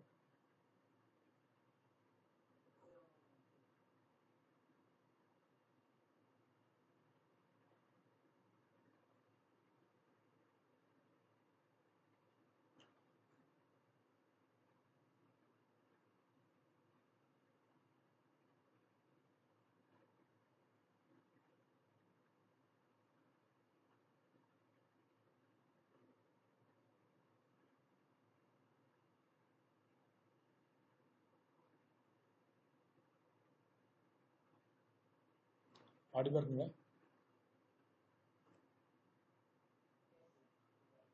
Okay okay. ஸோ ஆக்சுவலாக சில பாயிண்ட்ஸ் 2 ஸ்லைடு தான் மொத்தமாக இருக்கு பேலன்ஸ் இன்னும் அதை சொல்லி முடிச்சிடுறேன். ஸ்லைடு உங்களுக்கு ஷேர் பண்ணுறது பார்த்தீங்கன்னா நெட்ஒர்க் கரெக்ட் ஆக மாட்டேங்குதுன்னு நினைக்கிறேன். ஸோ அதனால் ஜஸ்ட் ஆடியோவில் அப்சர்வ் பண்ணிங்க. ஸோ என்ன விஷயம் பார்த்தீங்கன்னா வந்து ஆச்சாரிய வினோபாபாவே அவர் என்ன பண்ணுறாருன்னா வந்து இந்த பூதான் மூமெண்ட்டை லான்ச் பண்ணுறாரு. எதுக்காக என்ன பண்ணியிருக்காருன்னா all India Sarvodaya Samaj, okay, all India Sarvodaya Samaj அப்படிங்கிற பேரில் பார்த்தீங்கன்னா ஒரு மூமெண்ட்டை ஆரம்பிக்கிறாரு. இந்த மூமெண்ட் என்ன பண்ணுறாங்க பார்த்தீங்கன்னா பெரிய பெரிய லேண்ட் பேசுவாங்க. ஸோ ஐயா இந்த மாதிரி இவ்வளோ ஏக்கர் ஆஃப் லேண்ட் வச்சுருக்கீங்க இல்லையா, நியர்லி 180 ஏக்கர்ஸ் ஆஃப் லேண்ட் வச்சுருக்கீங்க, அப்புறம் பண்ணுங்க அதில் 1/3 1/6 மட்டும் கொடுங்க எங்களுக்கு. அதாவது என்னன்னா ஸோ 180 ஆஃப் லேண்ட் வச்சுருக்கீங்க அப்படின்னா வெறும் 30 ஏக்கரை கொடுன்னு சொல்லுவாங்க. ஓகே, அப்போ என்ன விஷயம் பார்த்தீங்கன்னா நம்மகிட்ட யோசிச்சு பாருங்க, நம்மகிட்ட வந்து 500 சம்பளம் வச்சிருக்கோம் அப்படிங்கும் போது பார்த்தீங்கன்னா 10 தானம் பண்ணுறது பெரிய விஷயம் கிடையாது நமக்கு. அதே போல் என்ன பண்ணுறாங்கன்னா 1/6 லேண்டை வந்து ரெக்வஸ்ட் பண்ணுவார். அந்த லேண்டை என்ன பண்ணுறாங்க பார்த்தீங்கன்னா மக்கள்கிட்ட வாங்கிட்டு கொடுப்பாருன்னு வச்சுக்கோங்களேன். இந்த மாதிரி விஷயம் தான் பார்த்தீங்கன்னா பூதான் மூமெண்ட்டை டார்கெட்டாக இருந்துச்சு. பட் இதுலேயே என்ன விஷயம் நடந்துச்சுன்னு பார்த்தீங்கன்னா பூதான் மூமெண்ட்டில் ஓகேவா என்ன பண்ணுறாங்க ஊரில் வந்து விளையாத லேண்டு பார்த்தீங்கன்னா அன்ஃபர்டைல் லேண்டு, தரிசு லேண்டு, பேரன் லேண்ட்லாம் இருக்கு இல்லையா, அதில் நம்மகிட்ட தானம் கொடுக்க ஆரம்பிச்சாங்க மக்கள். ஓகேங்களா? பட் ஈவன் அதை வாங்கிட்டு பார்த்தீங்கன்னா மக்கள் அதை ரெக்டிஃபை பண்ணி பிழைக்க ஆரம்பிச்சாங்கன்னு வச்சுக்கோங்க. இந்த மாதிரி போயிட்டு இருக்கும். ஸோ ஆல் இண்டியா சர்வோதய சமாஜோடைய அல்டிமேட் டார்கெட் வந்து 1/6 ஆஃப் லேண்டை வந்து அவங்க தானமாக வாங்கிட்டு மக்கள்கிட்ட கொடுப்பாங்க, லேண்ட்லெஸ் லேப்கிட்ட கொடுப்பாங்க. ஓகேங்களா? ஸோ இதில் பார்த்தீங்கன்னா ஃபர்ஸ்ட் என்ன விஷயம்னா 1951 ஃபர்ஸ்ட் லேண்ட் அங்கே ரிசீவ் பண்ணுறாங்கன்னா போச்சம்பள்ளி ரிசீவ் பண்ணுறாங்க. போச்சம்பள்ளி ஆந்திராவில் இருக்கு, ஓகேவா? தமிழ்நாட்டில் போச்சம்பள்ளி மாதிரியே ஆந்திராவில் போச்சம்பள்ளி இருக்குது. ஸோ அப்போ 1951 என்ன பண்ணுறாங்கன்னா போச்சம்பள்ளி இன் ஆந்திரா அங்கே நம்ம ஃபர்ஸ்ட் இந்த லேண்டை வந்து தானமாக வாங்க ஆரம்பிக்கிறாங்க. அது பேசிக்காக தெரிஞ்சுங்க. அடுத்த விஷயம் பார்த்தீங்கன்னா வந்து கிராம தானம், அதாவது எடுத்தீங்கன்னா பூதான் மூமெண்ட் இருக்கு இல்லையா, அதாவது லேண்டை மட்டும் வாங்குறது. ரெண்டாவது விஷயம் வந்து கிராமத்தையே தானம் வாங்குறது. பிகாஸ் சில பேர்கிட்ட பார்த்தீங்கன்னா 18 படி சொந்தக்காரனாக இருப்பான் ஒருத்தன், ஓகேவா, 6-7 கிராம் சொந்தக்காரனாக இருப்பான். அப்படிலாம் சில கம்யூனிட்டி இருந்தாங்க. ஓகே, அப்புறம் என்ன பண்ணுறாங்கன்னா கிராம் தான் மூமெண்ட்டை ஆரம்பிச்சாங்க. ஓகேங்களா? அப்புறம் பண்ணுறாங்கன்னா சில கிராமத்தையே என்ன பண்ணுவாங்க தானமாக வாங்கிட்டு வந்து மக்களை கொடுக்க ஆரம்பிப்பாங்க. அது பேர் கிராம் தான் மூமெண்ட்னு சொல்லுவாங்க. கிராமத்தையே தானமாக வாங்குறது பேர் கிராம் தான் மூமெண்ட். ஓகேவா? ஸோ இதை எப்போ லான்ச் பண்ணுறாங்க 1955 லான்ச் பண்ணி ஃபர்ஸ்ட் ஒரிசாவில் வந்து பிளேஸ் வாங்க ஆரம்பிச்சாங்க. ஓகே, அப்போ தெரிஞ்சுங்கன்னா ஸோ வந்து பூதான் மூமெண்ட் அப்படிங்கிறது வந்து ஃபர்ஸ்ட் 1951 போச்சபள்ளி ரிசீவ் பண்ணாங்க. அதே போல் கிராம்தான் மூமெண்ட் வந்து 1955 ஒரிசாவில் லான்ச் பண்ண ஆரம்பிச்சாங்க. ஓகேங்களா? இது பேசிக்கான விஷயம் தெரிஞ்சுக்கணும். அதுக்கப்புறம் என்ன பண்ணுறாங்கன்னா இதெல்லாம் ஆக்சுவலாக வந்து இவரோட ஓன் இனிஷியேட்டிவ், கவர்மெண்ட் ஆக்ஷன் கிடையாது. இதெல்லாம் வந்து பார்த்தீங்கன்னா ஓனாக இனிஷியேட் பண்ணியிருக்காரு. ஓகேவா? அதுக்கப்புறம் கவர்மெண்ட்டே எடுத்த ஒரு ஆக்ஷன் எடுத்து பார்த்தீங்கன்னா 1963 எடுத்தாங்க. ஓகேவா? என்ன விஷயம் பார்த்தீங்கன்னா ஸோ ஜிஎல் நந்தா கமிட்டி அவங்க என்ன பண்ணுறாங்கன்னா கவர்மெண்ட் இனிஷியேட்டிவ் 1963 வந்து லேண்ட் சீலிங் ஃபிக்ஸ் பண்ணுறதுக்காக ஆரம்பிக்கப்பட்ட கமிட்டியாக இருந்துச்சு. ஓகேங்களா? தெரிஞ்சுங்க. ஸோ வந்து 1951 போச்சம்பள்ளி ஆந்திரா பூதான் மூமெண்ட்டுக்கு, 1955 ஒரிசாவில் பார்த்தீங்கன்னா கிராம்தான் மூமெண்ட், அதே போல் 1963 பார்த்தீங்கன்னா ஜிஎல் நந்தா கமிட்டி அப்படிங்கிறது ஸோ லேண்ட் ரிஃபார்முக்காக கவர்மெண்ட் ஆஃப் இந்தியா எடுத்த ஒரு இனிஷியேட்டிவாக இருந்துச்சு. இது பேசிக்காக தெரிஞ்சுங்க. அடுத்த விஷயம் என்ன பார்த்தீங்கன்னா வந்து இந்த லேண்ட் ரிஃபார்ம் ஆக்ட் வந்து நிறையா இருக்குது. ஓகேவா? தமிழ்நாட்டிலையும் நிறைய ஆக்ட் ஃபாலோ பண்ணியிருக்காங்க. ஓகேவா? ஃபார் எக்ஸாம்பிள் பார்த்தீங்கன்னா வந்து இந்த லேண்ட்லெஸ் லேபருக்கு ஒரு டிக்னிட்டி தரணும், லேண்ட்லெஸ் லேபருக்கு என்ன பண்ணணும், ஸோ லேண்ட் தரவங்க நிறைய இனிஷியேட்டிவ் எடுத்திருக்காங்க. அதில் ஒன் ஆஃப் த இனிஷியேட்டிவ் பார்த்தீங்கன்னா மினிமம் வேஜஸ் ஆக்ட் அப்படிங்கிற இனிஷியேட்டிவ். லேண்டை கொடுத்துட்டோம், லேண்டில் ஒர்க் பண்ணுற லேண்ட்லெஸ் லேபர் இருக்காங்களே அவங்களுக்கு என்ன பண்ணணும், இப்போ அட்லீஸ்ட் ஒரு மினிமம் வேஜ் கிடைக்கும். அதுக்கு என்ன பண்ணுறாங்க மினிமம் வேஜஸ் ஆக்ட் 1948 லான்ச் பண்ண ஸ்டேட் தான் ஃபர்ஸ்ட் தமிழ்நாடு தான். ஓகேங்களா? தெரிஞ்சுங்க. ஸோ அப்படியே கொஸ்டின் கேட்பாங்க சிம்பிளாக, மினிமம் வேஜஸ் ஆக்ட் ஒரு ஃபீல்டாக வேலை செய்யணும்னு போயிட்டா குறைஞ்சபட்சம் சம்பளம் கிடைக்கும். நம்ம ஆர்டர் எழுதி போட்டிருப்பாங்க இல்லையா, மினிமம் 25 rupees per kilometer எழுதிப்பாங்க இல்லையா, அந்த மாதிரி தான். ஓகேவா? அப்போ டாஸ்க்குன்னு பண்ண ஆரம்பிச்சா நம்ம குறைஞ்சபட்சம் வேஜஸ் தரணும். அதுக்கு தான் மினிமம் வேஜஸ் அப்படின்னு சொல்லுவாங்க. ஸோ அதை வந்து ஃபர்ஸ்ட் 1948 லான்ச் பண்ணதாருன்னா தமிழ்நாடு தான். That means Madras presidency launch பண்ண ஆரம்பிச்சாங்க. அது தெரிஞ்சுக்கணும். அடுத்த முக்கியமான விஷயம் வந்து தமிழ்நாட்டில் என்னன்னா Tamil Nadu land reforms land ceiling act. ஓகேவா? இது எப்போ லான்ச் பண்ணாங்க? 1961 லான்ச் பண்ணுறாங்க. அது என்ன சொல்கிறாங்க, ஒரு ஃபேமிலிக்கு பார்த்தீங்கன்னா வந்து 15 ஏக்கர் ஆஃப் லேண்டை வந்து ஹோல்டு பண்ண சொல்கிறாங்க. ஓகேங்களா? தெரிஞ்சுங்க. ஸோ வந்து Tamil Nadu land reform ceiling act வந்து 1961 என்ன சொல்லுச்சுன்னா, ஒரு ஃபேமிலிக்கு 15 ஏக்கர் ஆஃப் லேண்டை வந்து ஹோல்டு பண்ண சொல்லி என்ன பண்ணுச்சு, பர்மிஷன் கொடுத்துச்சு. ஓகே, லேண்ட் சீலிங் கொடுத்துச்சு. அது தெரிஞ்சுங்க. அடுத்து மூணாவது விஷயம் பார்த்தீங்கன்னா Tamil Nadu agricultural labours fair wages act. ஓகேவா? Tamil Nadu agricultural labour fair wages act. அதாவது விவசாய கூலிகளுக்கு நல்ல ஒரு சம்பளம் தரணும், நியாயமான ஊதியம் தர முடியாது. அதுக்கான விஷயம் பார்த்தீங்கன்னா எப்போ லான்ச் பண்ணுறாங்கன்னா 1969 லான்ச் பண்ணியிருக்காங்க. அது பேசிக்க தெரிஞ்சுங்க. ஸோ மொத்தம் 3 முக்கியமான ஆக்ட் இருக்கு. மினிமம் வேஜஸ் ஆக்டை ஃபர்ஸ்ட் லான்ச் பண்ண தமிழ்நாடு தான் 1948. அதே போல் பார்த்தீங்கன்னா வந்து Tamil Nadu land reforms land ceiling ஆக்டை வந்து ஃபர்ஸ்ட் 1961 லான்ச் பண்ணதாருன்னா தமிழ்நாடு. சொல்லக்கூடிய லேண்ட் பார்த்தீங்கன்னா 15 ஏக்கர்ஸ் சொல்லுவாங்க. ஓகேவா? அதே போல் Tamil Nadu land reforms land ceiling amendment act. Okay, கவனிச்சுங்க. 1961 வந்தது லேண்ட் சீலிங் ஆக்ட். ஓகேவா? ஃபர்ஸ்ட் லான்ச் பண்ணுறாங்க. அடுத்து 1971 10 இயர்ஸ் கழிச்சு என்ன பண்ணுறாங்க, 1971 Tamil Nadu land ceilings amendment act கொண்டு வராங்க. தட் மீன்ஸ் என்ன அர்த்தம், அந்த 61 ஆக்டை கொஞ்சம் மாடிஃபை பண்ணுறாங்க, அப்டேட் பண்ணுறாங்க. அதுக்கு அமெண்ட்மெண்ட் சொல்லுவாங்க. ஓகேவா? அப்போ 1971 வந்து தமிழ்நாடு லேண்ட் சீலிங் அமெண்ட்மெண்ட் ஆக்ட்ல கொண்டு வந்தாங்க. ஓகேங்களா?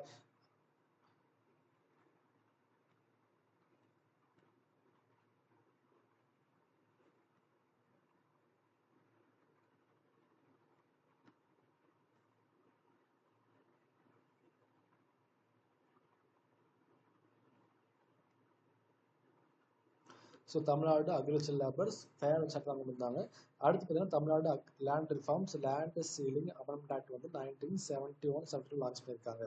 இந்த சீலிங் எப்படி இருந்துச்சுன்னு பார்த்தீங்கன்னா, ஸோ ஒரு 5 மெம்பர்ஸ் இருக்கக்கூடிய அந்த ஒட்டுமொத்த ஃபேமிலிக்கான லேண்ட் வந்து 15 ஏக்கர்ஸ்னு சொல்லிட்டாங்க. ஸோ ஒரு 5 ஃபேமிலியில் 5 பேர் இருந்தால் என்ன பண்ணலாம், 15 ஏக்கர்ஸ் ஆஃப் லேண்ட் தான் மேக்ஸிமம் சீலிங் வச்சிருக்குன்னு சொல்கிறாங்க. இன்கேஸ் உங்கள் ஃபேமிலியில் வந்து 5 பேருக்கு மேலே இருக்காங்க என்ன பண்ணலாம், ஒவ்வொரு அடிஷனல் மெம்பருக்கும் 5 ஏக்கர் எடுத்துக்கலாம். ஓகேங்களா? அதாவது என் ஃபேமிலியில் 5 பேர் இருக்காங்கன்னா மொத்தம் 15 ஏக்கர் வச்சிருக்க முடியும். என் ஃபேமிலி இருந்து எக்ஸ்ட்ரா ஒருத்தர் இருக்கார் அப்படின்னா பண்ணலாம், 15 ஏக்கர் ப்ளஸ் எக்ஸ்ட்ரா ஒரு பர்சனுக்கு 5 ஏக்கர். 2 பேர் என்ன பண்ணலாம், 15 ஏக்கர் ப்ளஸ் 2 பர்சன்ட் என்ன பண்ணலாம், 5 ஏக்கர் ப்ளஸ் 5 ஏக்கர் 25 வச்சுக்கலாம். அட்மோஸ்ட் என்ன பண்ணலாம், எப்படி பார்த்தாலும் ஒரு ஃபேமிலி வந்து மேக்ஸிமம் 30 ஏக்கர்ஸ் ஃபிக்ஸ் பண்ண சொல்லிட்டாங்க. அடுத்து என்ன சொல்றாங்க பாருங்க, இன்கேஸ் நீங்க சீதனம் தர மாதிரி இருந்தா, சீதனம் சொல்லுவாங்க இல்லையா, வரதட்சணை இருக்கு அப்படின்னு பண்ணலாம். இன்கேஸ் உங்க வீட்டில் வந்து ஒரு டாக்டர் இருக்காங்க, அந்த பொண்ணுக்கு என்ன பண்ணுவீங்க, சீதனம் தரம் கிடைக்கிற பட்சத்தில் அது உங்க லேண்ட் கிடையாது, வேற ஒரு ஃபேமிலிக்கு போகக்கூடிய லேண்ட். அப்போ என்ன பண்றாங்க, ஸோ சீதனத்துக்காக நீங்க என்ன பண்ணலாம், 10 ஏக்கர்ஸ் எக்ஸ்ட்ரா வச்சுக்கலாம்னு சொல்லி என்ன பண்றாங்க, அவங்க வந்து லேண்ட் சரி ஃபிக்ஸ் பண்ணி கொடுத்தாங்க. அப்போ தெரிஞ்சுங்க, தமிழ்நாடு லேண்ட் ரிஃபார்ம் சீலிங் ஆக்ட்ங்கிறது 1961 கொடுத்துருக்காங்க. அதை அமெண்ட்மெண்ட் பண்ண வருஷம் 1971. ஸோ 71 என்ன சொல்லுச்சு, 5 பேர் இருக்கக்கூடிய ஃபேமிலிக்கு வந்து 15 acre of land. So additional மெம்பர்ஸ்க்கு என்ன பண்ணலாம், 5 ஏக்கர் ஆஃப் லேண்டை வந்து ஹோல்டு பண்ணிக்கலாம். இன்கேஸ் யூ ஆர் ஃபாலோவிங் சீதனால என்ன பண்ணலாம், நீங்கள் 10 ஏக்கர் ஆஃப் லேண்டை வந்து அதில் எக்ஸ்ட்ராவாக ஹோல்டு பண்ணிக்க முடியும். ஓகேங்களா?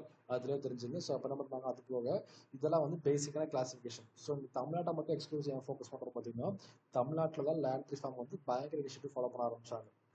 அதான் வந்து கொஸ்டின்ஸ் அப்படியே கேட்டுட்டு இருப்பாங்க பார்த்துக்கணும். ஸோ அதுபோல் பார்த்தீங்கன்னா இங்கே சில கொஸ்டின்ஸ் கொடுத்துருக்கேன், இதையும் சால்வ் பண்ணி பாருங்க. ஜமீன்தாரை பற்றி கொடுத்துருக்கேன், ஜமீன்தாரோடைய சிஸ்டம் ஷேரிங் பற்றி கொடுத்துருக்கு, ஜமீன்தார் எப்போ அபாலிஷேஷன் கொடுத்துருக்கு, இந்த மாதிரி கொஸ்டின்லாம் பேசிக் கேட்பாங்க. ஓகேங்களா? ஸோ இதை வந்து பார்த்து முடியுங்க இன்னைக்கு. ஸோ ரிமைனிங் வந்து நாளைக்கு பார்க்க ஆரம்பிச்சிடலாம். ஓகேங்களா?